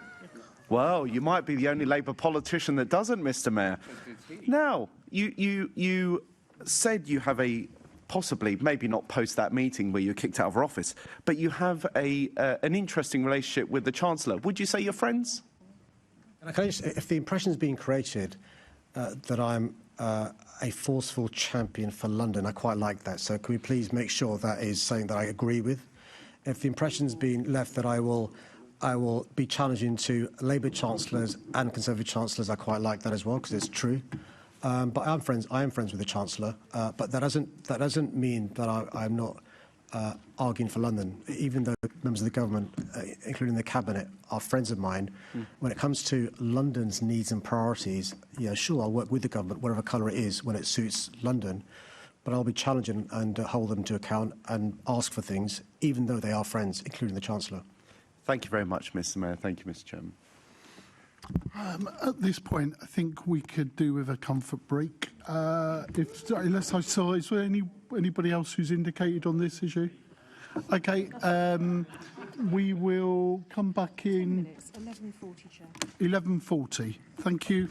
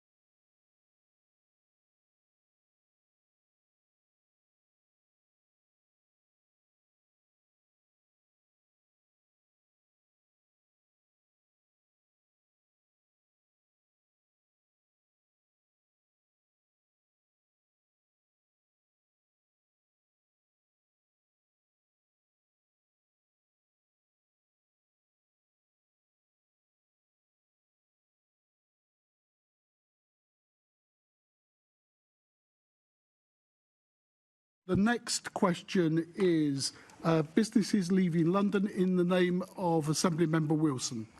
Can I thank the member for his question? Despite desperate, unpatriotic attempts by some to talk our capital city down, London remains one of the best places in the world in which to invest, start and scale up a business in. However, I want us to be even more appealing destination for businesses, and that's why, working with London councils, we launched the London Growth Plan earlier this year. And just 10 months since the Growth Plan was launched, it's already delivering results. We're boosting investment into our most innovative startups to support them to scale. We're rapidly upskilling our workforce, making sure that Londoners have the skills employers need. We're supporting thousands of businesses to thrive and grow through our Grow London and Funding London programmes. And we're bringing together researchers, investors and businesses to attract investment into frontier innovation sectors like life sciences. The impact is clear. London is already turning ambition into achievement, with growth and investment accelerating across our key sectors. I'm not sure how happy Reform are to hear about London's successes, but we're attracting nearly 3 times as many foreign direct investment projects as any other European city. And according to EY, we're leading in Europe for attracting overseas business for a second year in a row. America's biggest bank, JP Morgan Chase, has announced plans for a 3 million square foot landmark tower in Canary Wharf, and Visa is relocating its European headquarters here. This stands as testament to business confidence in London. London's ranked #1 in Europe and the world's #2 leading tech city, surpassing San Francisco according to the latest ZEN Smart Centres Index. We've just hosted the biggest life sciences week in London with over 100 events attracting investors, scale-up and businesses from all over the world. Our position as Europe's life sciences powerhouse is clear, with £1.6 billion in venture capital investment into life science companies so far this year, more than Paris, Stockholm and Berlin combined. And surveys by the accountancy body ICAEW find that London businesses continue to report capital investment growth at an unprecedented pace, with Q3 2025 rates surpassing the city's historical average and expected to accelerate in the year ahead. And according to TripAdvisor, London is the #1 visitor destination in the world, great for our tourism and hospitality businesses. These results, Chair, are an endorsement of London's continued success and of London's Growth Plan's vision to accelerate growth and further cement the capital status as a world-leading centre for investment, innovation, business and culture. Thank you, Mr Mayor, and thank you for some of the examples you mentioned there, which I'll pick up on, I'm sure, in due course. But I think, first, it's important to say I do welcome any success in London, any success in Britain, and I think we all should do that. But it's also crucial to recognise and understand the scale of a very real problem that we do have with businesses of all sizes struggling, and some of those, as a result, leaving London. We have a long and growing list of major companies either delisting or moving their primary listing from London Stock Exchange or not progressing plans for an IPO in London. In the last few months alone, companies like Diversified Energy, AstraZeneca, Ports Hill Partners, Wise plc, Cobalt, Indivior, Just Eat and Ashtead have all made those decisions since the general election last year. But moving to individuals and SMEs, which are really the lifeblood of the economy, London is losing more high net worth individuals than any other Western city. And according to evidence from Rathbones, 12% of SME leaders are either actively planning to relocate their business themselves or both from the UK. Obviously, that has a huge effect on London. Similarly, surveys from Handelsbanken suggest a staggering 38% of SME owners planning or contemplating leaving the UK. Why do you think they're doing that? Well, Chair, I'm glad he mentioned that in his opening answer before his question, the successes of our great city. I don't want any business to leave London. Over the last 8 years, I've tried to explain, notwithstanding the consequences of Brexit, why London is the greatest city in the world to start a business, scale up a business and do business. I've got a list. Perhaps I can help you out. Those very same surveys are giving very clear evidence that the overwhelming driver of that exodus is the rising tax burden compared to better incentives in other countries. And we see the consequences of this in unemployment, which really matters to everybody across the country and here in London. We have unemployment up in every month since Rachel Reeves' first disastrous budget. The last time I spoke on this, I quoted from The Guardian. Now, admittedly, that's not a source I regularly go to, but I quoted from The Guardian today. I'd like to ask you, do you agree, again, not a likely source for me, but one I'm sure you're familiar with, the left-leaning Resolution Foundation, do you agree with their analysis that they're firmly blaming that budget from last year, particularly the national insurance rise, for rising unemployment and, in particular, the impact on younger workers? Chair, I mean, if I could even get a fraction of the time the members got in terms of the time answering the question. So I'm really proud this government has negotiated a trade deal which will lead to jobs and is pro-business with the USA, with Trade India. deal we couldn't do if we were still a member of the European Union. Yes, we could. Yes, we could. With the United States of America, with India, with the European Union, and with South Korea. By the way, even with these trade deals, the benefits are far less than being members of the European Union. I'm really pleased. We've seen again and again examples of not just interest rates coming down. I'll have to wait and see today what happens in terms of a further cut in interest rates. I think there's been 5 cuts since Rachel Reeves became Chancellor, but also inflation coming down as well.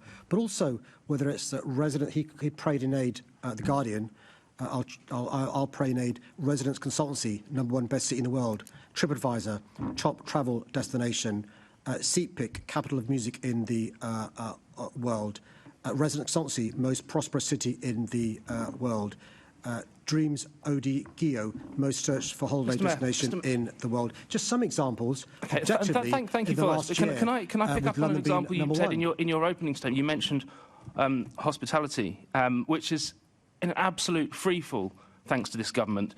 In London alone, 55 pubs closing last year, similar number projected to close this year. On top of last year's national insurance hike, which has been catastrophic, we now have the crippling effect of the business rates review.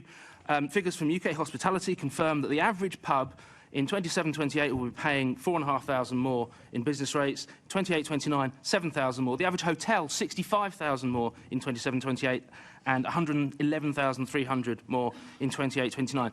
Do you agree with former Labour donor Sacha Lord when he says that hospitality has been thrown to the wolves by Labour and he bitterly regrets having tweeted that Labour would be the party of business and growth? I think the hospitality sector has had a rotten 6 years since the pandemic. It's been just awful for those in hospitality, those who work in hospitality, and those who run businesses as well. This didn't just happen in the last year. And by the way, one of the biggest factors hospitality give for staff shortages is a consequence of the extreme hard Brexit deal done. It's not about staff shortages, it's about the cost of employing them, Mr Mayor. I'm conscious of the time, so I would just like to finish. We've seen, and we can see every day, Labour's economic record, it's toxic for major investment, it's toxic for SMEs, it's toxic for hospitality. In reference to the last exchange, the last question, Rachel Reeves, whether she threw you out of her office or not. It shouldn't be up to Rachel Reeves to throw anyone out of her office. What we need is a general election so the country as a whole can throw Rachel Reeves out of office. Thank you. No, okay, fine. Assembly Member Best. Thank you, Mr Mayor. I do want to return to London's hospitality industry and nighttime economy. You've got to do your bit, and I agree with you on that level that it isn't just the last year which has driven these businesses to the brink, but the average business rate increase across the hospitality industry is so severe. The impact as well with dealing with that on top of the national insurance rise is unbearable for these businesses, and I genuinely think some sort of mistake has been calculated in the civil service here on how much this will impact businesses. Will you lobby for those businesses across London? I mean, the cost of doing business in this sector is huge, and I recognise that. I've also been on record as saying some of the policies, not just of this government, the previous government, often when it comes to business rates relief, doesn't do us justice because of the rateable value and the cost, and before you get relief and so forth. I know businesses have spoken to in retail also struggling because of the cost of doing business. I can confirm not only have I been lobbying for this, I'll carry on lobbying in terms of the particular needs of businesses in London, the additional overheads there are in London, and the lack of support there is in terms of relief because of rateable values and so forth in London as well. I think when we look at trying to make the business rates a fair playing field, some people will be concerned that what I think effectively Labour stated they wanted to do was even the playing field, especially target some of those big boys that own big warehouses. That hasn't come through in terms of the average rate. So I hope that you'll be willing to have a look at that.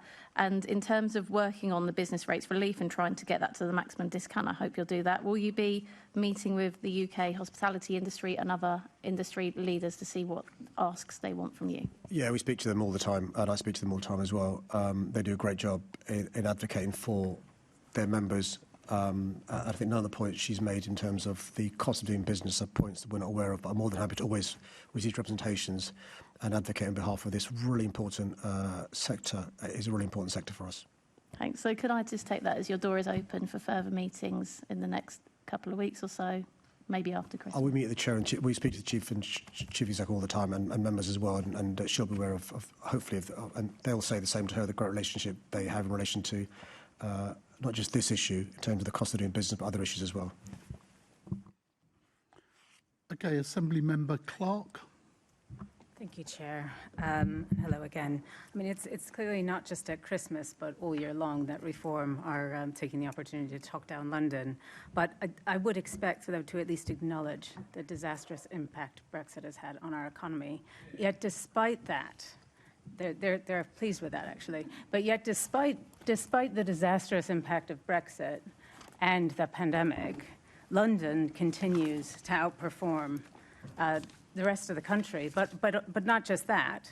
But we see that 13% of the UK's population is in London, but we're still producing 24% of the UK's economic output and delivering 25% of the UK's tax revenues and 36% of its exports. We could go on and on about stats about how wonderful London is, but you and I know that. I'm not sure everyone else in the chamber would acknowledge it.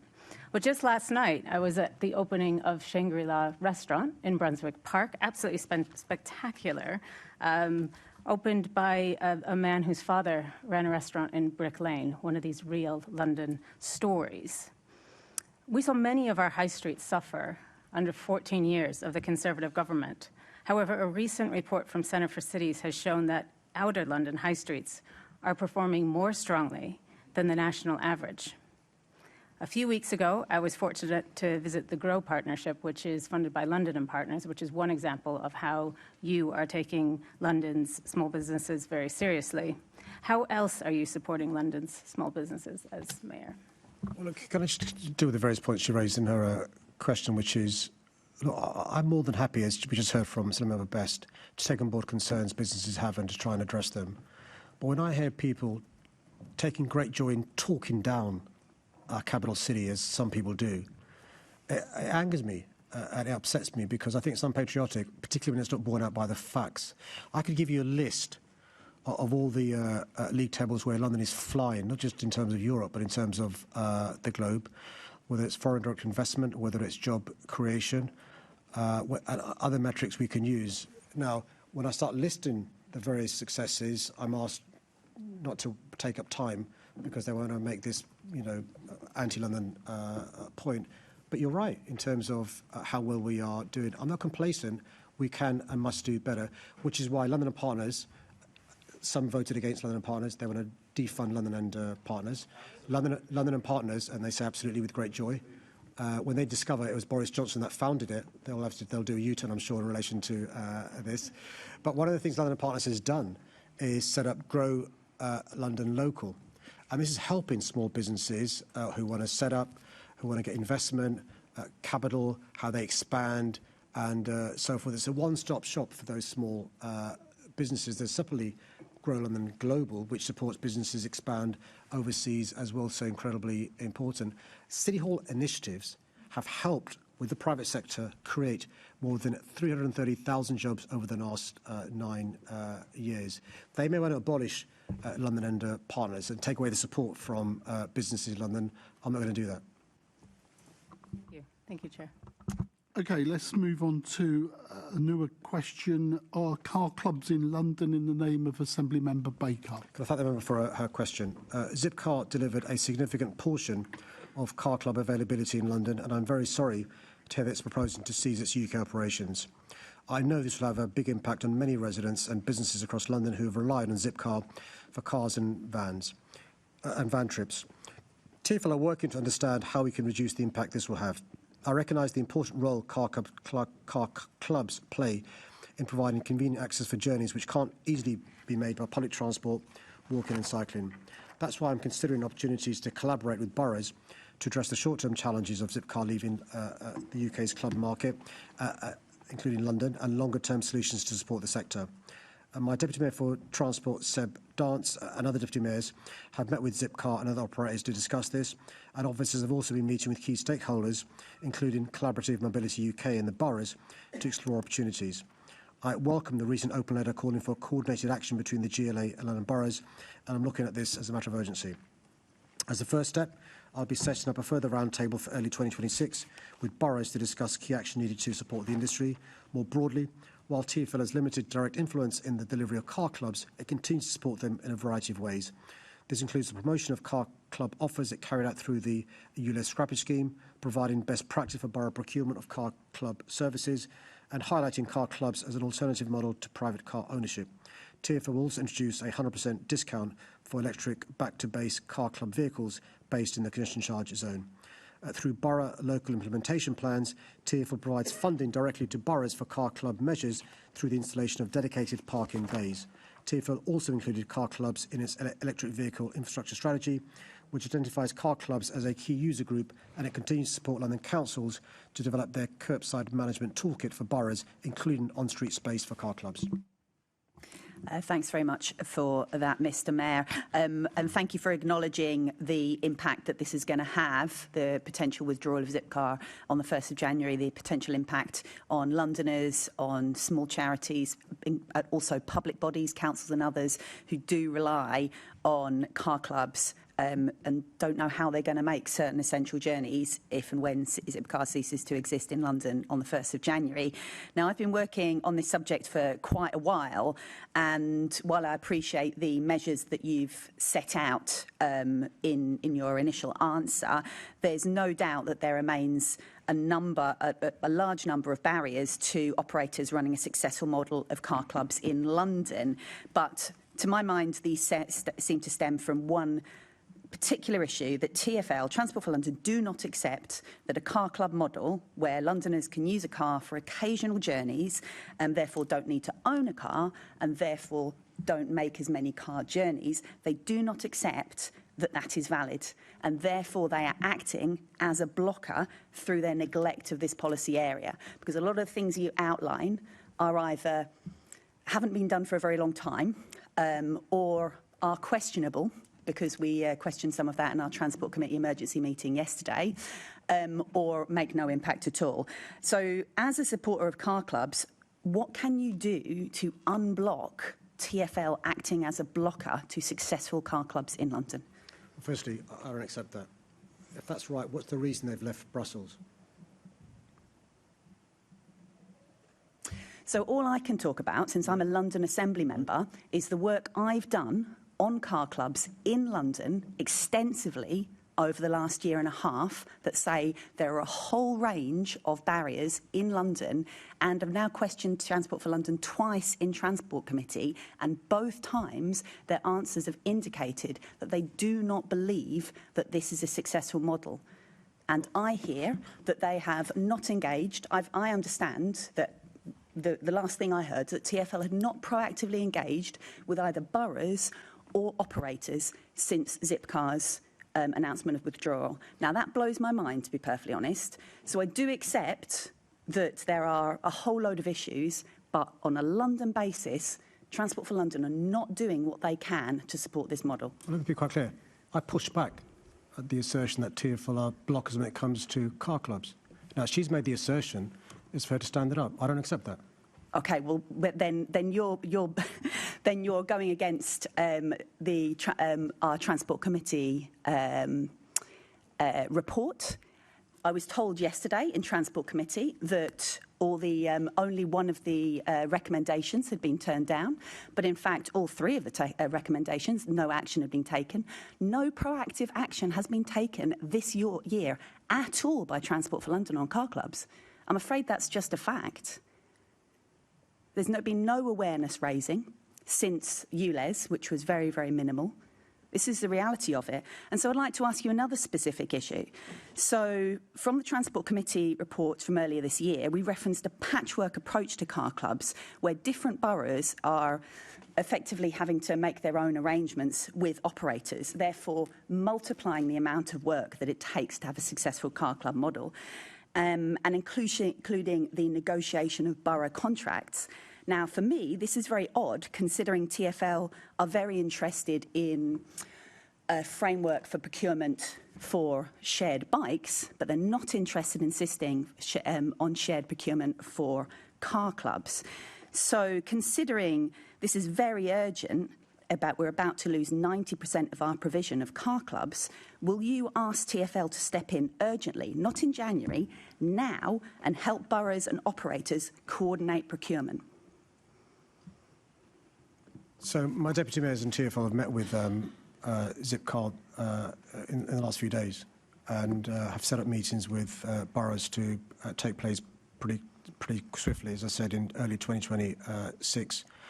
Zipcar at the moment aren't taking any further bookings from January 2026. We work closely with the boroughs. It's the boroughs whose road space is often required for these car clubs to operate in. We speak regularly with the boroughs. I can check the last time we spoke to the boroughs in relation to this. The members moved away from saying TfL is a blocker to now asserting TfL is not being proactive, which is different from saying TfL are blockers. I'm happy to take away the point about TfL not being proactive in relation to this to see what more TfL can do to be proactive. I do not accept TfL are blockers. Okay, well, I've been working on this a long time. You can twist my words if you wish, but by their neglect of the policy area, they are acting as a blocker. That is what I say, and I stand by it. I'm really disappointed to hear that you won't take further action on this, because there are Londoners who are in genuine need, and a bunch of them are going to go out and buy cars, unfortunately, and that is not good when they don't need them. Back to you, Chair. Well, I'm really surprised, Chair, that the member's not given full justice to those Londoners who rely upon car clubs by making petty points about TfL being blockers. I commend those Londoners who decide to use car clubs rather than be car owners. Often they've not got public transport alternatives like those in central London and inner London have. That's why it's so important. Those businesses, small businesses who rely upon car clubs are really important in this conversation.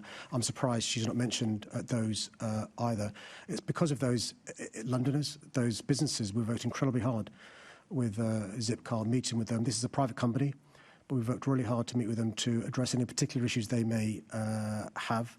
Zipcar have left the rest of the country some time ago. London is the only city in the UK they operate in. It's also the only country in Europe they operate in. As part of the assertions made by the member, I'm surprised she doesn't realise that Zipcar left Brussels, left Barcelona and left Paris some years ago, but stayed in London because this mayor believes in car clubs. And we'll be speaking to all three of these private companies that operate in London because I can see their importance. It's really important, Chair, that when you have a public forum, you use facts rather than casting aspersions about TfL's willingness to work really hard with car clubs, who both TfL and I believe are an important part of the London transport story. Assembly Member Boff. I thank the member for raising this issue, but I think she's mistaken that the blocker is actually the mayor himself. In your London plan, the car club spaces have to compete with the allocation for residential parking spaces in any new development, rather than having additional allocation. Can you undertake in the new plan to rectify that situation and allow car club spaces to be in addition to the allocation, parking allocation for new developments? I'm really surprised the member's not aware about the London Borough's commitment towards the London Plan and the previous plan. They responded to the previous plan and their points were taken on board. I'd be criticised for not listening to the concerns of London boroughs when it comes to drafting London plans. Now I'm being asked to go against what London boroughs want to do. London boroughs have tried incredibly hard to work with TfL in relation to car clubs. We're going to carry on making sure that the new London plan supports the provision of alternatives to private car ownership where possible, and that includes working with not just private companies that provide car club facilities, but also the boroughs as well. Assembly Member Russell. Just very briefly, inner central and inner London boroughs have very low car ownership levels, about 30 or 40%. Do you agree that car share services enable these very low levels of car ownership? Yeah, car clubs have been transformative in terms of people making the choice not to be a private car owner, but to use car clubs, and that's why we worked really hard with Zipcar as a private company to try and keep them in London. Thank you. Thank you. Chairman, can I Assembly just... Member Hall. Thank you. I just want to make a comment. It's really good when Labour Assembly members ask proper questions of the Mayor. Clearly he doesn't like it, and of course he's surprised again. Whenever the Mayor is surprised, it means he's getting a question he doesn't like. Fair enough. Nice try, Baroness. I think we Fair got enough. the gist. Thank you. Thank you so much. You can come back Thank if you want, Mr. There's no Minister. time left for them. Are you fine? There's no time. They've run out of time. Well, you can address She's not me. quite a baroness like you are, address Lord. me. You can address me. Yeah. Sorry? What's the question? If you just want to say something, then... Not at all, not really. OK, all right then, fine. Well, look, OK, right, let's get back on the next question after that, which is... So we're missing some questions, Mr Mayor. They've been withdrawn. We're now moving to the question in the name of Assembly Member Irani, COVID Inquiry Report Phase 2. I thank the member for his question. The COVID-19 pandemic was an unprecedented crisis that continues to affect Londoners, with many still feeling the repercussions on their health, jobs, relationships and education. This public inquiry is of vital importance for those who lost friends and relatives in the pandemic to get answers, and for London as a city, as well as to the whole country to improve our resilience to future emergencies. I was pleased to give evidence to Phase 2 of the inquiry and welcome its report. The Phase 2 recommendations are directed almost entirely at central government. Nevertheless, the London Resilience Unit and my health officers are reviewing the recommendations for any learning that may be relevant to improve London's partnership preparation and response to future emergencies. Local learning from COVID-19 has already been incorporated into London's response processes. In November 23, the London Resilience Forum approved a disease-agnostic pandemic response framework that incorporated early learning from the pandemic. This framework sets out the triggers, roles, responsibilities and actions of all the relevant partners to respond during a pandemic. From 15th September to 5th of November this year, the GLA participated with other key partners in a cross-government pandemic planning exercise called Exercise Pegasus. The exercise was intended to test decision-making and preparedness to respond, collaborate and communicate during a pandemic caused by novel infection. The government's pandemic framework has not been updated since COVID-19. This will happen once the learnings from the exercise have been identified. This means that the exercise wasn't as useful as it could have been to help with local planning. However, London took as much benefit as it could from the exercise, and the London Pandemic Working Group will be considering further exercising that is better suited to London. We're gathering the learning so far from the exercise. When we receive the National Debrief Report, we'll incorporate its lessons into our resilience and response processes as usual. Thank you, Mr. Mayor. I'm glad to hear that we are taking the learnings from a London perspective for future as well. But one of the things that the inquiry also found was that ministers and senior officials undermined public confidence by failing to adhere to their own rules. In fact, it was a major issue here also at the London Assembly as it later unravelled. What reflections do you have on the importance of maintaining integrity in public office? Well, I was hoping Lord Bailey maybe had to give us a personal experience of this issue. I'm a believer in the Noland standards in public life. He'll be aware that one of the reasons why I suspect support dissipated from a former Prime Minister was because his clear sense of law breaking. I think lawmakers definitely shouldn't be law breakers. And that had a huge impact on not just public's confidence in the previous government, but when you speak to bereaved families and families who couldn't attend funerals, families who couldn't celebrate weddings, young people who were affected in terms of following the social distancing rules, the impact on them, and then you compare and contrast how lawmakers are breaking the law is a real issue, and it is also of huge concern to me when I read the report, the conclusions that had lockdown begun a week earlier, and I was calling for it, 23,000 fewer people may have died. Now just think about that. There are 23,000 families grieving the loss of a loved one, which may not have been at the position had politicians heeded the advice from experts and advisors. Thank you, and I hear that point loudly in the constituency I represent across Brent. Two areas in particular, Alperton and Churchend, were severely impacted in that first phase of the pandemic. But the pandemic also led to a rise in vaccine scepticism. And in London, we have the lowest childhood vaccination rates in the country. What message do you have for people in public office who peddle irresponsible anti-vax disinformation? There's a phrase which I wasn't aware of until the pandemic began called vaccine hesitancy. These are people who are hesitant about taking the vaccine, and some of them were for understandable reasons. In their country of origin, they may have seen pharmaceuticals acting inappropriately when it comes to testing pharmaceuticals.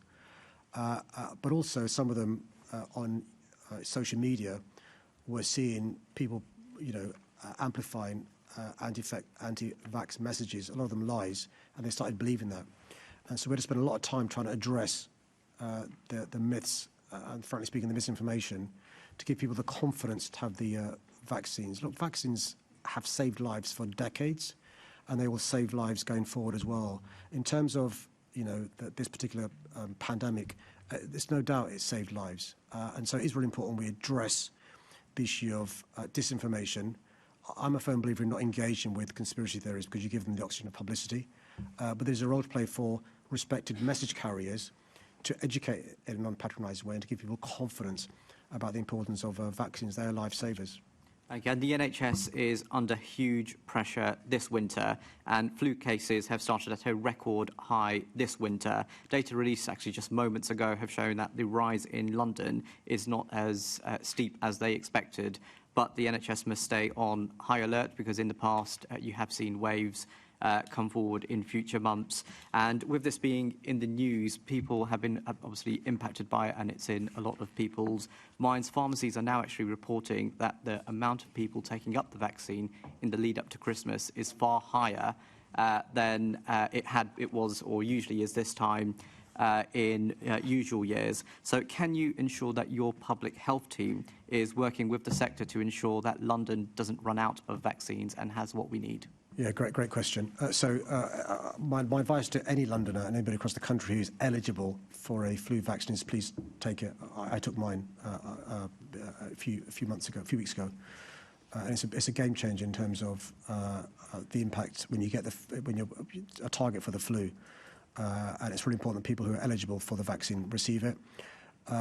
My understanding from the briefing I received recently from my public health advisor and the NHS was we've had the peak flu this year earlier than is otherwise the case, which is good in a way because we won't see, hopefully, in January issues in the NHS when it comes to capacity as inpatients. So fingers crossed, it's good news for us that the peak has come earlier. But he's spotted in terms of keeping an eye in terms of vaccine availability. The good news is so far we've got good coverage in London. And by the way, this is a nice problem to have, the fact that people have been more keen to get the vaccine as well. I've not checked in the last 2 weeks, but I'll check after this meeting to make sure we've still got coverage. What we can do is sometimes get vaccines from across the country in London if there's a particular need for that. Let me follow that up. I'll make sure we've got the confidence to Londoners that pharmacies, GP practices and others can provide the vaccine. Thank you, Chair. Let's move to the next question. I think is in the name of Assembly Member Mohima concerning emergency accommodation and support for domestic abuse survivors. Yeah, can I thank the member for this question, particularly this time of year as well. Across the UK, an estimated 3.8 million adults experienced domestic abuse last year, and in London there were more than 90,000 cases recorded by the police in the year to August alone. That's why I'm proud to be working with Airbnb and Women's Aid on this new and innovative pilot. The scheme will provide domestic abuse survivors and their families with free emergency accommodation and specialist support to help them recover and move forward with their lives. This initiative will work alongside our public health approach to tackling violence against women and girls, which champions working in partnership across all sectors, including with businesses and charities. It involves providing temporary accommodation and therefore is outside the scope of the funding conditions the Department of MHCLG has attached to the Domestic Abuse Safe Accommodation Programme, DASA. The data and insights from this pilot will inform the Domestic Abuse Safe Accommodation Programme by increasing our understanding of the demand for this type of accommodation, our understanding of who needs it, and help us to identify gaps in existing support arrangements. This is an important initiative that will assist us in understanding the needs of underserved communities with lower level support needs. Through the wider DASA programme, we've invested £54 million, which has helped over 40,000 survivors of domestic abuse since it launched in 2021. However, I recognise that more is needed, particularly of this type of emergency accommodation and wraparound support, and this is precisely why we've partnered with Airbnb and provided additional funding to support this pilot. I'm committed to continuing to work with partners to explore innovative solutions to ensure that survivors can access the care and support they need, while at the same time working with the Met Police, criminal justice partners and the government to go after the perpetrators of these heinous crimes. Thank you, Mayor Khan. Thank you for that answer. So this is something which has been really close, a particular issue that's been very close to my heart before I joined the Assembly, and I was really proud previously to work with the trade union around amendments for survivors of domestic abuse in their workplaces. So I think it's obviously a welcome step that the £54 million that has been committed is there and it's in place. And, you know, I commend, I don't normally, but I commend Airbnb on this occasion for that support that they're providing in this really difficult period to provide that temporary accommodation and that emergency accommodation, rather. We obviously know that the issue, one of the issues is the chronic shortage of refuge space for those that are fleeing abuse. So in terms of longer term accommodation, what is being provided? Because I think one of the particular issues is obviously this issue sits across many areas. It's a housing issue, but it's also a policing issue and falls under the remit of MOPAC. It is the Commissioner of the Accommodation. But women who are primarily the victims of domestic abuse, they need to be flagged as having been a victim of domestic abuse. How are we making sure that actually it's standalone accommodation without having to re-victimise those survivors of domestic abuse? Yeah, can I just thank the member for a question? Like I said, this time of year particularly important. So the good news is she's the point she was concerned about, which is, you know, one department, you know, it'd been more than one department issue. I think it's been addressed this week by the government's Violence Against Women and Girls strategy. I was with the Secretary of State for Health and Social Care, but also the Home Office Minister, Jess Phillips, this week. And one of the great pieces of announcements they made this week is in every GP practice, and she will know from her previous life, often a victim or survivor goes to the police after dozens of incidents where they've been the victim of abuse. Often they go to health practitioner much sooner. So a GP will now have somebody they can call upon to provide the support, which is so important in terms of help that victims and survivors need. One of them is accommodation, which is incredibly important. So the bad news is, at the moment, the provision of accommodation does not meet the demand. What we're doing from City Hall with our limited funds is not, in addition to the DASA stuff, we are funding, you know, led by and for organisations, sums of money per year for the next few years for them to make sure they can help this underserved community with the right accommodation. And she will know as well, led by and for services tend to be better used by the vulnerable individuals we're talking about, women we are talking about as well. We're separately considering what further commission options we can have working with the government because they've got the funding. But also, I do commend Airbnb because we've got to think about innovative ways to find the accommodation. And she will know from her experience, it's those first few days and first few weeks that are so crucial. The other point to make finally is we've got to make sure the police go after the bad guys. So why do they keep the home and the woman and kids move away? And so using more injunctive powers, more police powers to make sure the perpetrator, prosecutions are brought and they're taking out the accommodation, so the woman and the child can stay in the home if it's possible and if it's safe. Thank you for that. I also wanted to follow up on the report that the Housing Committee has published around housing for women leaving prison.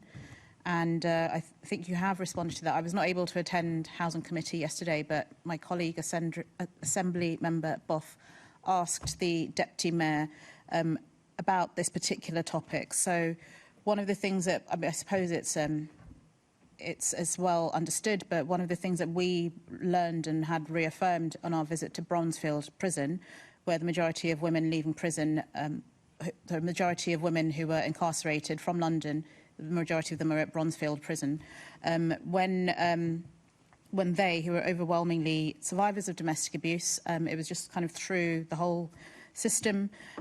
There were comments from members of staff who were very, very confused about why some of those women were in the prison system rather than receiving support in a more social setting and been supported in the community. But many of those women are returning to prison. They plan to commit a crime on a Friday when they're released so that they can come back on a Monday because there is no other safe place for them to go. So I just wanted to ask you, perhaps in conversation with the Deputy Mayor at a future date, just kind of what steps are being taken to address the gap, to fill the secure accommodation gap, specifically for women leaving prison, because I know we've had lots of conversation at Housing Committee about the broader, really welcome initiatives that are being taken. But in terms of on a borough-by-borough basis or across London, a relatively small cohort of women leaving prison would be an absolute game changer. And those conversations with MOJ, I think that's missing from the conversation. Yeah, can I say to them, I mean, this is a really good example of where the work of the Assembly and the committee has moved mayoral policy. I remember it was about a year or 2 years ago when I think members of the Assembly were telling their stories about, I think the Deputy Mayor was on one of the visits where you had women prisoners saying that actually when they leave prison they may recommit an offence because they've got decent accommodation in Bronzefield. That we really started looking at this, even though it wasn't our statutory responsibility, but it's affecting Londoners. And that's why I was so pleased when Lord Timpson agreed to join the House of Lords and bearing in mind his expertise in penal reform. And that family is wonderful in terms of what Timpson do in terms of employing people with the conviction. And you sort of had confidence that because of Lord Timpson's values, there'd be a decent review. And the work that they've done in this area is already making a difference. I think, many women who are in prison really shouldn't be in prison. Often they're acquisitive crime to support kids. Often they're fleeing domestic abuse, domestic violence. And so that's a really important part of the work we're involved in now, talking to the MOJ. The other thing we can add value on is something she referred to, which is the sort of postcode lottery if you go to Council A versus Council B or Council C. Could be because Council A has more accommodation than Council C, but often it's poor quality officer advice, poor quality officer information. So one of the things we can do, we are doing with a small sum of money in the grand scheme of things, is accreditation to train up officers to understand the support that is available and how they can help these vulnerable women, often with children and so forth. And the final point I'm making, and please don't think this is patronising, often it's intergenerational. So a woman who's in prison, often her mum was in prison. If we can break that cycle by investing, it's not just great for that family's lack of misery, lack of the next generation's misery, it saves the taxpayer money as well, in terms of the average cost of keeping somebody in prison is, I think, $44,000 a year from memory. Think about how we could use that money sensibly outside of prison and make that individual, somebody who contributes to society, rather than being, this inverted commas burden. Okay, thank you. I mean, I don't take that to be patronising at all. Obviously, it is an intergenerational issue, but one of the things that we again had reaffirmed by staff and volunteers at the prison from top to bottom was the fact that actually of those women that were in prison, the majority were there on remand and they lost their families, their children were taken into care because they're away for 3 months or more, they lost their social tenancies, they lost their jobs, and it began a cycle. And so I really do think that a specific intervention, perhaps partnership with housing associations would be really welcome. Lambeth are doing that really well. They are really aware and putting in place the Homelessness Reduction Act for these women, and they have they have significantly reduced recidivism, which is different compared to men who are leaving prison, and that's also a really welcome piece of work. But my final question, I do apologise to my Chief Whip. I wanted to just really pick up on some work that we had done previously when I was chairing the Housing Committee a couple of years ago around working with local authorities to develop standards. So you have touched on that and about breaking that intergenerational cycle. That's the consistency of service provision across London and making sure that housing officers across the capital's 32 boroughs really understand legal entitlements to housing and in particular in relation to domestic abuse.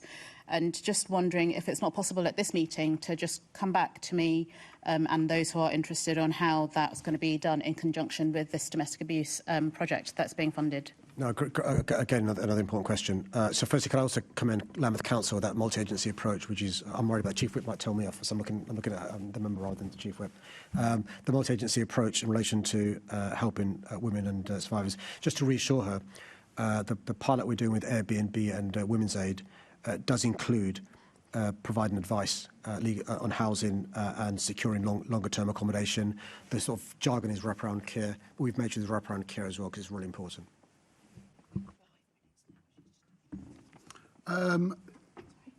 Will the Assembly agree to suspend Standing Orders 2.9b in order to allow the remaining business on the agenda to be completed?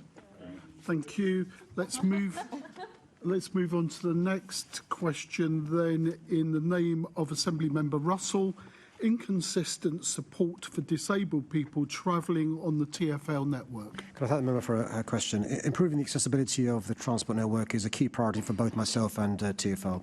And I'm proud we've made significant progress in recent years, with the caveat there's much more to be done. TfL offers a turn up and go staff assistance service on the Tube, London Overground and Elizabeth line. Following a successful trial, Access DLR, a free travel assistance service for anyone aged 18 or older who needs extra support in the DLR, that was also recently made permanent. If for any reason TfL is not able to offer this assistance to customers or step-free access is unavailable, TfL staff will help customer plan an alternative step-free journey to their destination. All TfL frontline staff receive training on what to do in these situations, and the policy is clear. When there isn't a reasonable alternative route using public transport, or the customer doesn't feel able to make the alternative journey, station staff will book a complimentary accessible taxi for the customer. Customers don't need to pay for these taxis themselves or claim the cost back later. If there are instances where customers have been advised otherwise, TfL will want to be made aware of these so they can ensure it doesn't happen again. TfL regularly updates staff on the customer taxi policy and the process to follow for booking. Arriva Rail London, GTS Rail and Keolis Amy, which operate the London Overground, Elizabeth Line and the DLR respectively on TfL's behalf, do the same. TfL is also undertaking a review of its travel assistance services. This is a pan-TfL review with oversight from a member of TfL's Independent Disability Advisory Group. The findings will be published in 2026. More broadly, TfL and I will continue to work hard to make the network more accessible and open to all. Since I became Mayor, the number of step-free stations on the Tube network has increased from a quarter over a third. In addition, I'm pleased our investment and new technology means that a third of lifts on TfL's transport network now automatically report whether out of service, with real-time updates sent to journey planning tools to minimise the chance that people need to change their plans midway through a journey. TfL will continue to roll out this technology until all lifts on the network are self-reporting. Despite these significant improvements to accessible transport in London, I recognise that more must be done to make London's transport network truly accessible and inclusive, and I'll continue to work with TfL and the member to achieve this. Thank you. And there is absolutely no doubt that TfL is doing an awful lot of work to try and improve the accessibility of the system for disabled people.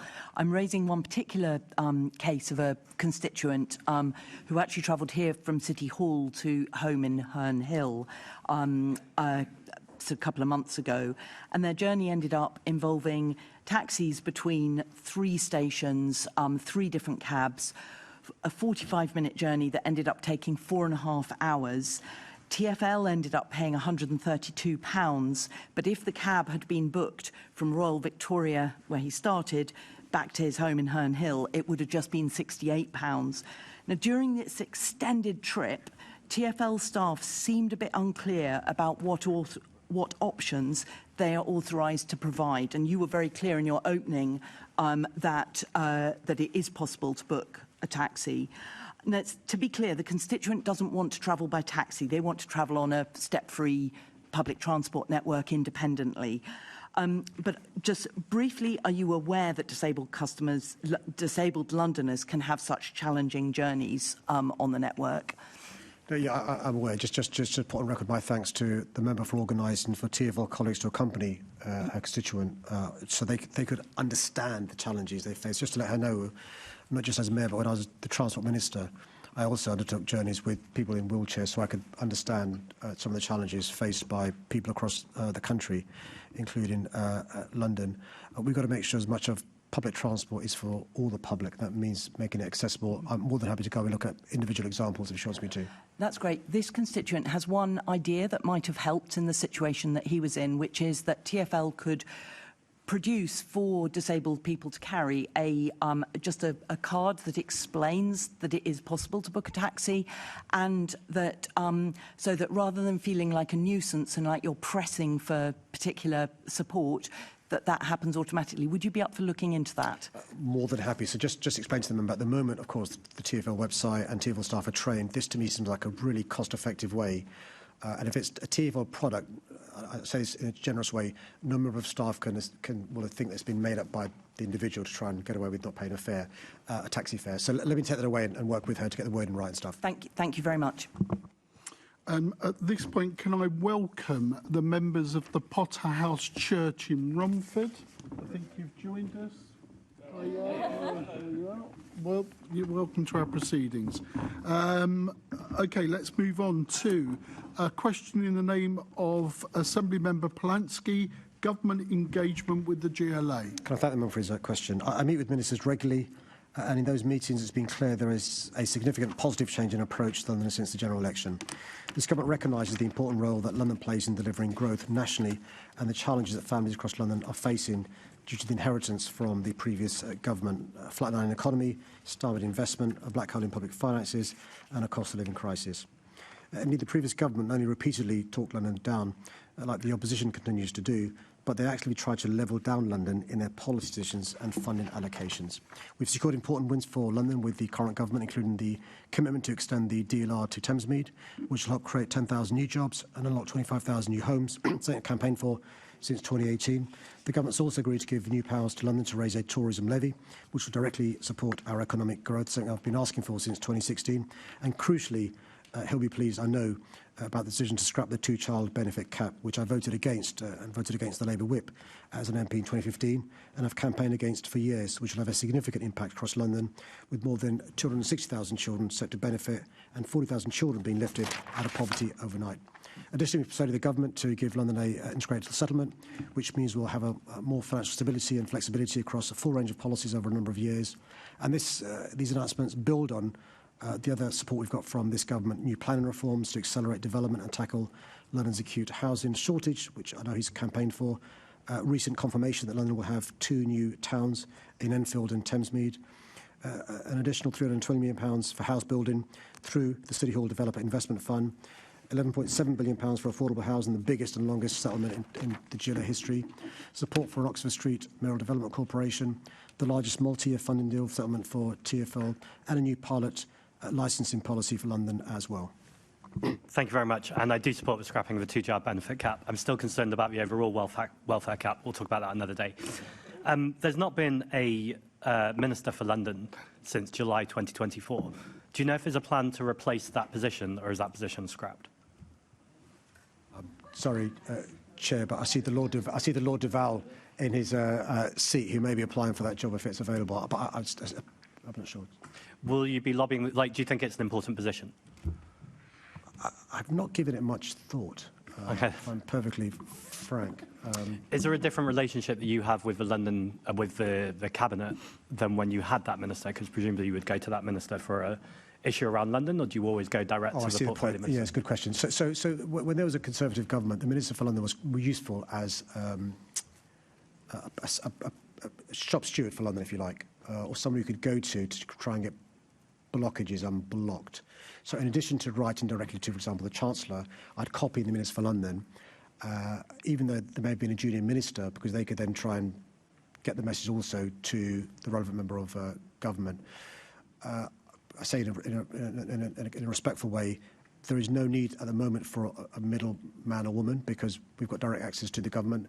And also, which is an important game changer, our officials work much more closely with government officials, because politicians have not said you can't speak to them. So as an example, you know, DFT officials, Treasury officials, MHCLG officials have probably worked closely with our officials over the last year than all the previous 8 years put together, because politicians aren't blocking them from doing so. That's helpful to know. Thanks for the clarity. After COP, you said that we have no time to act on climate change. And you also talked about we need to act now, ultimately. In your manifesto, you talk about retrofitting being one of the most important things to tackle the climate crisis. But we know this government is delaying the Warmer Homes Plan. The whole retrofit sector is saying this is problematic in terms of jobs, in terms of security, and having a long-term plan. How much trust do you have in the government in this Warmer Homes Plan to get homes retrofitted for London? So just thanks for the question. So I appreciate the context of the fiscal constraints the government has. Notwithstanding that, I was really pleased that an additional £1.5 billion was announced recently in terms of the Warmer Homes plan. We've already been allocated last year almost £280 million towards this initiative. This is the big game changer in terms of energy efficiency, retrofitting homes. And so we are lobbying the government for acceleration. There'll be a further tranche of money announced, we think, next year in terms of an integrated settlement for this scheme. It can't come soon enough because we've got to get going now. He's previously raised the important issue of skills. Yeah. If I could say to a young person or an older person thinking of retraining, look, the government's announced this sum of money. There's jobs here for the next 10 years. That'll give you confidence to retrain. That's why I'm impatient for further announcement. But this piece of initial news is good news. And you're making that impatience case to the government? Yeah, they've set aside a sort of £3.5 billion for a number of years. We want to be able to bid for that now to get certainty for the next few years, so we can then give certainty to people to retrain, developers and councils as well. By the way, just London Council deserve huge credit. They've worked with us to set aside a pot of money to make sure council homes can be made more energy efficient sooner rather than later. Thank you very much. Merry Christmas to you and your family. Thanks, Chair. Bless you. Thank you. We now move on the next. Assembly Member Russell. Sorry, apologies. Yes, please. Thank you. When I asked in October about skilled worker visa changes and TfL workers, you said, at the very least, we're asking government for transitional protections because that will help constituents. Avi, who is here again in the chamber today, tells me that the support offered so far is smooth offboarding process and CV building. Doesn't sound like transitional protection. Can you update Avi and his TfL colleagues where you've got to on transitional protection with government? Can I just say hello also to Avi, and thank you for your hard work for TfL. So can I, after this meeting, Chair, let the member know the response? I know the Deputy Mayor for Transport, Seb Dance, wrote to the relevant minister. I've just lost track of I'm sure there was a response, what the response was. I'll share that response with the member separately. I'll make sure that TfL do what they can to support the constituent.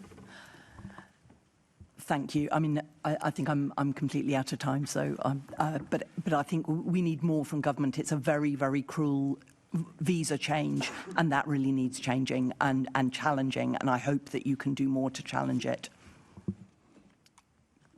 And I should add, through personal experience, that there is some movement within the TfL family on those issues, and I think that's much welcomed from where we've had movement. But there's still more that can be done about the processes, the internal process. If you'll indulge me, I think the TfL is not the issue. The issue is the government transition stuff, which I'll follow up with. I'll follow them. Yeah. Thank you. Okay, so I'm going back on the clock. It's me. It's tackling domestic abuse. Thank you, Chair. Can I also thank you for this question, particularly this time of year for obvious reasons. Violence against women and girls, VAWG, is a national epidemic, and reducing high levels of abuse and the number of victims is one of my top priorities, as it should be for everyone. And I welcome the government's announcement today of policies to reduce by half violence against women and girls by the end of this decade. There is no doubt that tackling VAWG is a serious challenge and requires a public health approach to work together to address its root causes. That's why I'll continue to work in partnership to challenge the culture of misogyny that exists in our society, and that includes doing more to understand and address the concerning rise in harmful content and influencers online. From City Hall, I've overseen investment of over £233 million to help tackle VOG by preventing it from happening in the first place, by funding work to support victims and survivors, and by intervening with perpetrators to hold them to account. The Met have set out their own commitments to tackling VOG through their VOG action plan, which they've been delivering on since 2023. They've allocated additional officers and staff to public protection roles and are directly targeting perpetrators through their VOG 100 approach. Operation Zateria, the national operation to improve rape investigations, is a great example of where London has been influential in tackling VOG. The Met were a pathfinder force, and MOPAC hosted the research programme, with the programme now being adopted nationally. In London, we're seeing positive results from this new approach to investigations. However, I'm aware more needs to be done, and that's why I'll shortly be publishing a refreshed VOG strategy that builds on the work already delivered and sets out my priorities for the next 3 years. Thank you for the answer that you've given. Your scheme, which I think you've actively promoted, but within the MPS on GPS tagging domestic abusers, has led to a 45% reduction in reoffending and 63% reduction in violent offences amongst tagged offenders. So how will we now ensure that we're going to roll this out much, sort of scale it up and roll it out across London to deliver even better results? Chair, thanks for putting on record those excellent stats. Every stat is a woman who's probably not going to be a victim of domestic abuse, domestic violence. That otherwise wouldn't be the case. Children won't be traumatised and so forth. So it's qualitative difference to the lives of women in London. So we did the pilot over 2 years. And the good news is the previous government recognised the success of the pilot, and to give credit where it's due, the previous government's MOJ agreed to roll this out, and the new government's taken that on board and scaled it up. And this is an example of actually policies that can continue over a government changing that are good policies because they make sense. So now all domestic abuse perpetrators who are released in London are eligible for this. He'll be aware. The Commissioner last week raised his concerns, though, about the theory and the policy not being the same as the practice. And I support the Commissioner in raising his concerns about not everyone who should have a GPS tag is having it put on. When there's a breach, is a follow-up as good as it should be, and the burden it's putting on the police as well. And so we've raised those points with the Commissioner's raised those points, which I fully support. So we are trying to make sure those are addressed as well. And you've rightly alluded to the problem about the seasonal nature of some of the abuse that takes place in leading up to Christmas and the pressures on those victims who feel they've got no one to go to. So what can we do in terms of providing additional support or information of where people may seek further help and support from others if they're facing domestic violence? Chair, can I say, in advance of Mayor's question time, because I knew the question from Senator Mwema and your question, I knew what the questions were going to be, I just checked what we're doing over this Christmas period.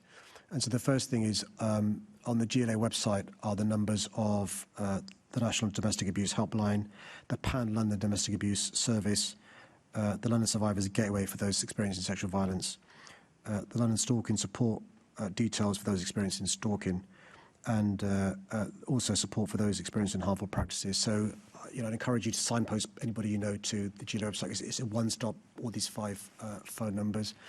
Secondly, we're reminding all nighttime venues about the provisions in the Women's Night Safety Charter. And just again to remind colleagues, if they know anybody who is going out about the night, remind them of the provision to ask for Angela if you're worried about a man causing you problems inside a venue. By the way, the police are also trained in relation to ask for Angela. So if you are the victim of domestic abuse and you are with your partner and can't ask for help, you can use a way of asking for Angela. And there are other advice out there from excellent victims and survivors group. And just to echo your point, which I've tried to make, is this time of year in particular, because, combination of drink and men being at home more and so forth, there is an increase in domestic abuse and domestic violence. And, whatever we can do to raise awareness and to minimise that, I think, is a good thing.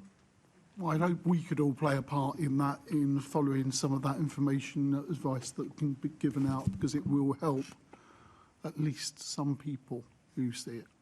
Okay, thank you very much, Mr. Mayor. Moving on to the next question is in the name of Assembly Member Cooper, and it's sustainable timber in construction. Can I thank the member for her question? I'm proud of our track record in delivering the housing London needs, but we know that due to a perfect storm of factors right now, the country, including London, needs to build more new homes. It's therefore right to consider the role that timber and other sustainable materials can play in helping to deliver the homes that London needs, but clearly we must do this while ensuring the safety of Londoners. 8.5 years ago, we witnessed a horrific fire in our city at Grenfell, and that awful incident showed that what happens when combustible materials are used in the external walls of our homes. It was right that the government then banned combustible materials, which includes timber, in the external walls of buildings over 18 metres and restricts their use over 11 metres. In London, we went further, and my social and affordable homes programme extends this to buildings of all heights, which is the right approach to keep Londoners safe. We've seen numerous low and medium-rise fires since Grenfell, and there remains outstanding gaps in national regulations such as the testing and certification regime, which does not sufficiently control for the risk of unsafe materials being used on external walls. However, these requirements do not prohibit the use of timber in the internal structures of homes, so long as they are not present in the external wall. The funding guidance for my 2636 Social and Affordable Homes programme makes this clear. That's because I recognise the sustainability benefits of construction products like timber. The 2021 London Plan introduced a requirement to report on whole life cycle carbon for the first time. For the next London Plan, we're looking into various options for developing this policy further to reduce embodied carbon and encourage more sustainable choices for new development. The Government Timber in Construction Roadmap 2025 sets out some priority areas of focus, and one of these is investigating fire safety and durability of mass timber. I'll continue to work with the Government to monitor progress in this area and ensure the goals of building the safe, sustainable homes London needs can be best met. Thank you, Mr. Mayor, and I think it was very welcome to see that DEFRA document coming out in March and talking about doing the additional testing that I think would help in this area. I think timber is misunderstood in terms of the structural use of timber. I think we're all agreed that we need to think very carefully about the cladding that we put on the outside of buildings. You didn't mention the issue of additional speed that we get from using structural timber in dwellings. You'll recall our previous colleague Nikki Gavron did a whole rapporteurship on modern methods of construction and off-site construction, and we have seen people setting up factories and then closing them. So having that kind of supply chain would really help with that, and would also help DEFRA where it's looking to do things with forests here, getting rid of air miles, if you like, associated with imports. And I think it could create something of a perfect improvement. I think she's absolutely right to remind me of the other advantages of timber. There are two big advantages that I forgot to mention, and I'm grateful for her giving me a chance to do so. One is speed, bearing in mind we want to be building 88,000 homes a year. The Secretary of State for MHCLG was recently on a site visit looking at the scheme, and she's right to remind us of the benefits of that. Secondly is diversity in the workforce, because not all the homes in the future will be old-fashioned, bricks, plastering, the model we've had for a long time. A lot of them will be. And this can diversify the workforce as well in terms of the sort of people that can be doing timber construction versus the old traditional construction. And both are huge advantages as well. Yeah, I was going to ask you about that, the use of the Adult Skills Fund and whether we're able to do something to start to get people with those additional skills to ensure that we can take advantage of this low-carbon, sustainable, fast construction methodology? Again, I'm really pleased she's raised this issue, because one of the things that Howard Dorber, the Deputy Mayor for Business, has tried to make us do is to, when it comes to further education, involve employers, businesses much more. One of the things that we are going to do as part of the inclusive talent strategies is, yes, we're going to invest £147 million in relation to the inclusive talent strategy, but set up talent boards led by the industry. And one of the talent boards is construction and built environment, and she's spot on in terms of making sure we have the right expertise on the talent board to make sure it goes to a point we've discussed in the past, Senator Polanski and I, to make sure that we're pivoting the training for jobs that are future-proof, but also that we need for the reasons you've highlighted on many occasions at Mayor's Question Time. So I'm confident that the expertise of the Construction and Built Environment Talent Board will will include the issues he's raised in relation to not just timber, but other issues to do with an emerging construction world. Thank you. I'm looking forward to seeing the new London plan and those talent boards developing those new policies. Thank you, Mr. Mayor. Thank you, Chair. We're now moving to Assembly Member Desai, keeping the City of London and Canary Wharf competitive. Can I thank the member for his question? London is home to over 90,000 diverse financial and professional services companies and remains the top global financial centre for the 5th year running, according to the 2025 City of London benchmarking analysis. The finance and professional services industry is a cornerstone of our city's economic growth.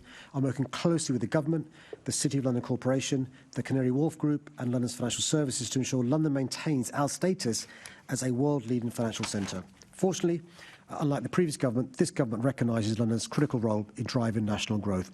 That's why the government's new Office for Investment Financial Services has been located in the heart of the City of London, the single front door for international financial services wishing to set up or expand in the UK.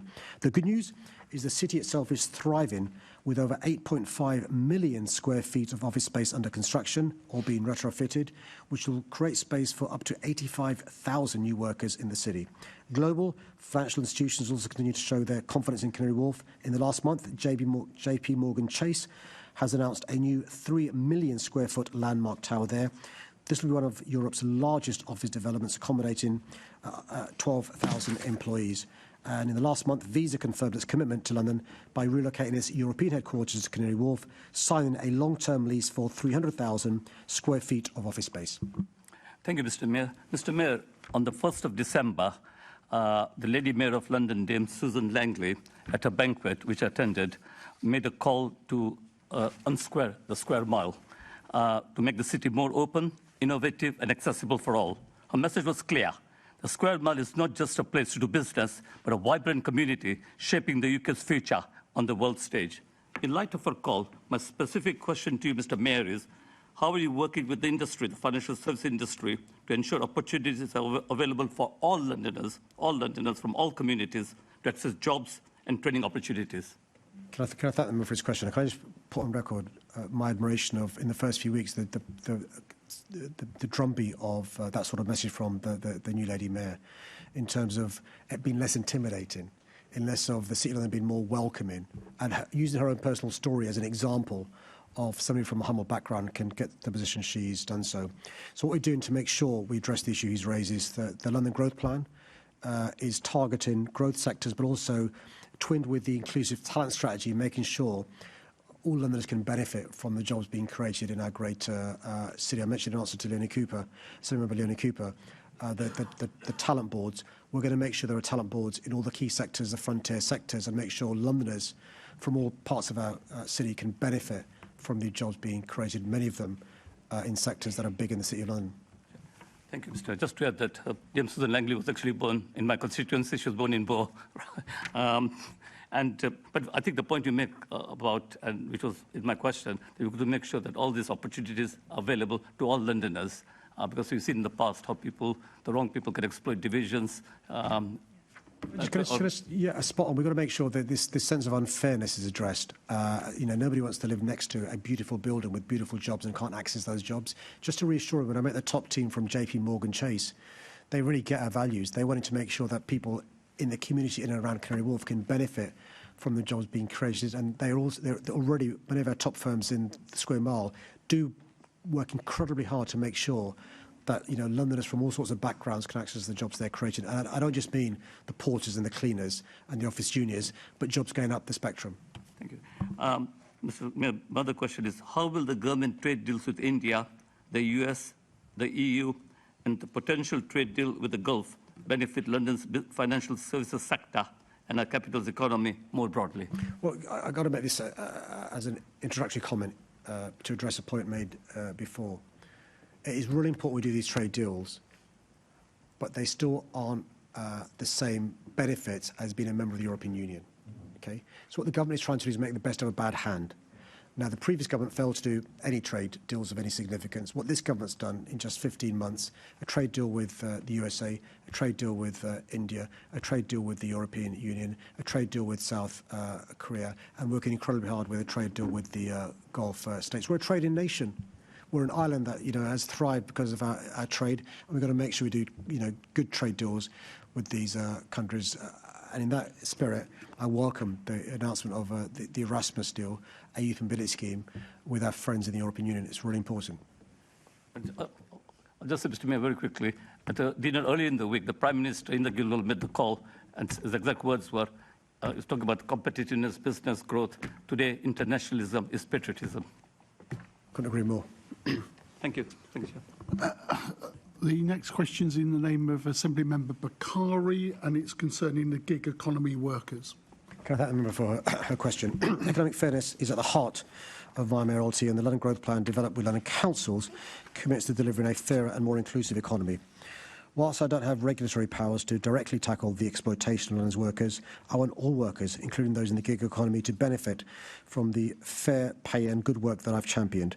My Good Work Standard sets out the benchmark for excellent employment practices, and more than 330,000 Londoners are now employed by the Good Work Standard accredited employers.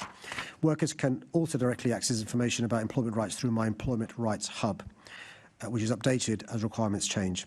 I've also been working with the Living Wage Foundation to ensure Londoners are fairly compensated for the work they do. Since I was elected, the London Living Wage has increased by 57%, and there has been a six-fold increase in employers guaranteeing a wage that reflects the true cost of living in London. That means more than 4,300 London Living Wage employers and 150,000 Londoners subsequently benefited from a further pay rise. Still, there's no doubt that too many Londoners are excluded from contributing to and benefiting from growth and suffer exploitation. Nationally, we've seen considerable growth in gig economy jobs, especially in our cities. While some workers enjoy the flexibility of these roles, I'm aware that others experience low pay, poor working conditions and exploitation. The Employment Rights Bill will provide significant improvements for Londoners, including those working in the gig economy, and this week this passed into law and now heads for royal assent. This includes new protections from unfair dismissal and harassment, the right to request regular working patterns, and a ban on the exploitative zero-hours contracts prevalent in the gig economy. It will also introduce new protections for trade union members in workplaces. There remains complexity regarding employment status in the gig economy, so I call on all companies who engage people in work to meet the new requirements and expectations of the Employment Rights Bill. Thank you, Mr. Mayor.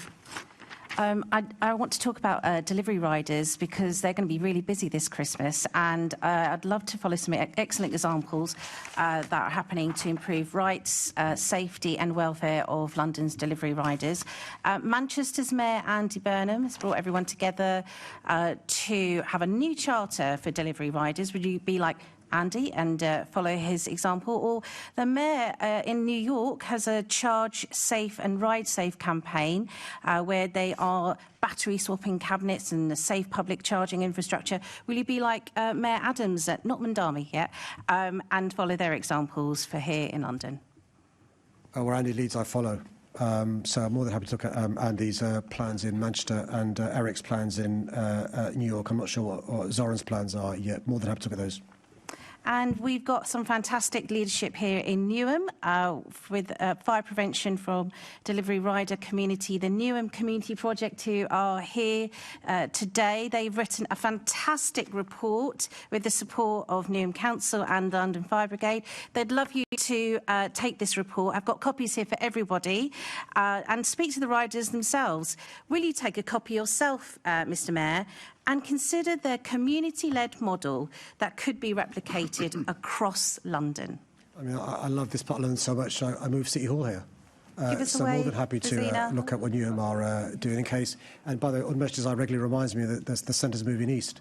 So more than happy to look at what Newham are doing as well. Brilliant. This will be your Christmas present, Mr. Mayor. And in this, I want to say that I'm not one of those woke Muslims, but Mr. Mayor, from my family to yours, season's greetings, and I hope to see you on Low Morden Lane, the most Christmassy street in London, to raise funds for St Raphael's Hospice. I do. Have I got away with it? Sorry, I was just about to say Have something. I got away with it? No, I'm not going to be a Grinch, but you're not allowed to do that in the chamber during these meetings. But it's Christmas. Or not. Bar humbug. Chair, I think it would be quite wonderful if a Muslim member of the Assembly was thrown out of the chamber for wearing a celebratory Christmas hat. We're not going to go that far. We've been very, very well behaved for us so far. Let's go back on the clock for me. There's a question by myself on the impact of government changes to jury trials. Can I thank the Chair for his question? This government inherited a broken criminal justice system suffering from years of underinvestment. This left overcrowded prisons, an underfunded probation service and courts burdened with lengthy backlogs that delay justice for victims. These reforms and the wider measures within the sentencing bill aim to restore an effective criminal justice system. There are over 18,000 outstanding cases in London's Crown Courts, with some being listed in 2030. Justice delayed is justice denied, and these egregious delays have a devastating impact on victims. MOPAC research on victim attrition shows 40% of victims withdraw from the justice process prior to a charging decision, leaving them without justice and criminals unpunished. These backlogs have also leave defendants in limbo, denying them access to vital rehabilitative services or the chance to move on with their lives. It also means increasing amounts of Met Police time being spent enforcing bail conditions and being diverted from other policing priorities. The backlog is also fueling the prison crisis, with the remand population now at its highest level for 50 years. The London Criminal Justice Board continues to lead innovative partnership work to reduce the backlog through the London Crime Court Performance and Delivery Board. However, there remains a clear need for fundamental changes to relieve pressure on the court system and improve outcomes for victims. And of course, you know, we're right to focus on the impact on victims, but also we talked earlier on, I think Assembly Member Lord Bailey talked about morale of police officers. There can't be something more damaging in terms of working hard to bring people for justice, to see it then delayed in the way that you've described it. I was just wondering, so could you tell us the role of MOPAC? Is there regular dialogue with the Justice Department for London to talk about what that impact is on the MPS and working together to try and solve some of these issues, given the government's reforms? No, I'm really pleased you raised the issue of the joint work between us and the government on this really serious issue. Just to follow through his example, by the way, about police morale. So, you know, I'm hearing stories about, you know, the police, because of diligent investigation work, making arrests, because of great partnership with the CPS, bringing about charges, working with the victims, and then being told a trial is probably going to be listed in 3 years' time. Park for a second how demoralised the officer feels. Think of the community, knowing that person won't be brought to justice for a while, and think of the victim. That's why it's incredibly important to accelerate justice in a sensible, proportionate way. We're really lucky in the sense that London's Independent Victims Commissioner is now the country's Victims Commissioner. And so she will be in the heart of the Ministry of Justice and the government, explaining some of the consequences of the listing issues, the consequences on victim attrition, and the challenges there are. And it's really important that this is a cross-government approach. We need the Home Office, the Ministry of Justice, but also other parts of the government you know, functioning properly, whether it's the, you know, Department for Health, whether it's other departments, MHCLG, to understand the consequences of, you know, this justice system being at the moment on the cusp of breaking down. The magistrates' courts is all part of the reforms, and they're going to be having more powers in terms of giving longer sentences. But also we've heard about magistrates, there's not enough of them, and how do we recruit them? Is this just a job for the magistrate service, or is this one where our civic voice should be heard about the recruitments of new magistrates, and to make sure they come from all parts of our community, not just from a small band? Well, he'll be aware. I mean, there are basically two types of magistrates. There's the lawyer magistrate, and then there's the lay magistrate. Historically, lay magistrates have tended to be from a certain background because very few of us have the time and can afford to sit as a magistrate. And so, yes, of course, I encourage you know, ordinary Londoners, if they've got the aptitude and the experience and the skills, to be magistrates. But it's difficult, right? If you've got a family to feed, put a roof over your head, to give up your time for free. So it is challenging. And so, yes, of course, I'd encourage Londoners to be a good citizen and offer public service where it's possible and volunteer. And lay magistrate's a great vocation. It's a great thing to do. You tend to see people who are retired or retired early or can afford to give it their time for free. I'd like it to be more diverse, because particularly if they'll be seeing more cases. One of the reasons why I have huge confidence in the jury system is it's trial by one's peers. They're not case hardened. They've got common sense. They've got street savvy. And magistrates, particularly lay magistrates, to also have those things. It just seems in civic life we need more reservists for our armed forces. We need more specials for our police service. We need more youth leaders coming forward for our uniformed cadets, but also in other voluntary services, and we need more volunteers. Should we not add the magistrates to it and add our voice and think then, what could we do in the remaining part of this administrator about highlighting those opportunities that exist? And again, I think you mentioned earlier on signposting people to actually consider these opportunities that may arise. Chair, as you're speaking, Chair, gave me two ideas, and so this is me speaking on the hoof. I'm out of time, and you might wish to write to us. I can't. I bet my staff are relieved. I didn't advertise my ideas before they'd had a chance to check them. That's good. All right. Well, thank you. But maybe you could write to us and with some thinking about it. OK, let's go back to the main questions. So, Assembly Member Prince, TfL safety. So I thank the member for his question. Everyone deserves to feel and be safe when travelling around London, be that on the roads, on the tube, on London's buses, or in walking and cycling. Since launching my Vision Zero action plan in 2018, TfL, in collaboration with London boroughs and the Met Police, have delivered real, tangible progress to make London's streets safer. This includes delivering 20-mile-per-hour schemes, which have reduced the number of people killed or seriously injured on borough roads by 34%, to building safer junctions and ensuring the highest vision standards for HGVs. In 2023, there was a 62% reduction in the number of fatal collisions involving an HGV compared to the 2017-2019 baseline, as well as reductions in serious injuries. TfL's bus safety standards led to a 34% reduction in the number of people killed or seriously injured in collisions with a bus from the 2010-2014 baseline. On rail modes, TfL is, for example, working to reduce the risk of someone being injured and the gap between the train and platform, trialling new technologies alongside engineering interventions. TfL also works to protect customers and colleagues from crime and antisocial behaviour by funding and working in partnership with the Met Police and the British Transport Police. The policing presence is now complemented by over 500 of TfL's own enforcement officers who work across the tube, rail and bus networks. The transport network is also covered by extensive CCTV, and TfL's directly employed customer-facing staff also wear body-worn cameras for everyone's safety. And the good news is the risk of being a victim or of witnessing a crime in London remains low, with 13.5 crimes reported for every million passenger journeys made. Robbery is down, hate crime is down compared to last year as well. TfL also partners with the police, boroughs, charities and community groups to protect vulnerable customers and reduce harm across its service. Staff receive specialist training to intervene confidently and compassionately when supporting individuals in mental health crisis or at the risk of suicide. I want to ensure Londoners that safety remains at the heart of everything we do. Thank you, Mr. Mayor. Merry Christmas to you and your family, and thank you for a wonderful service the other night at the church. Mr. Mayor, I'm sure you're aware that, regrettably and unfortunately, in October there was a casualty on the track at Dagenham Heathway station.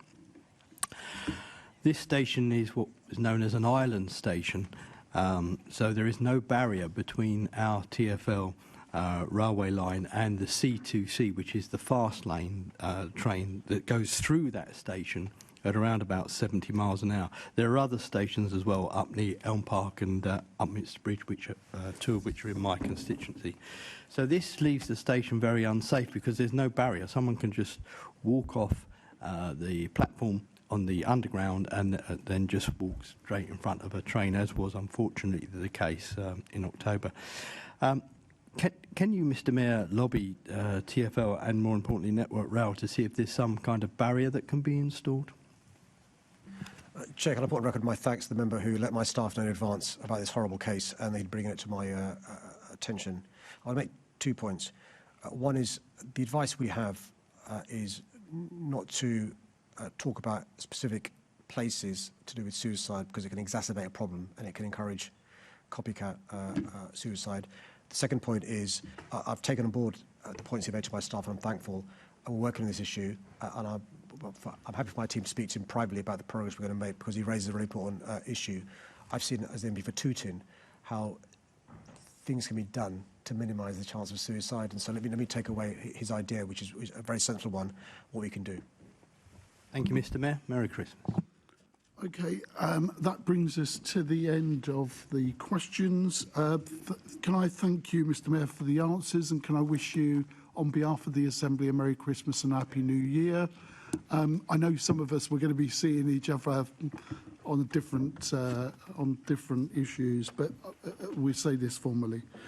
Let's move to Part B. Can I ask the Assembly to agree to the motion which is set out on the agenda in my name, which is that the Assembly notes the answers to the questions asked. Agreed.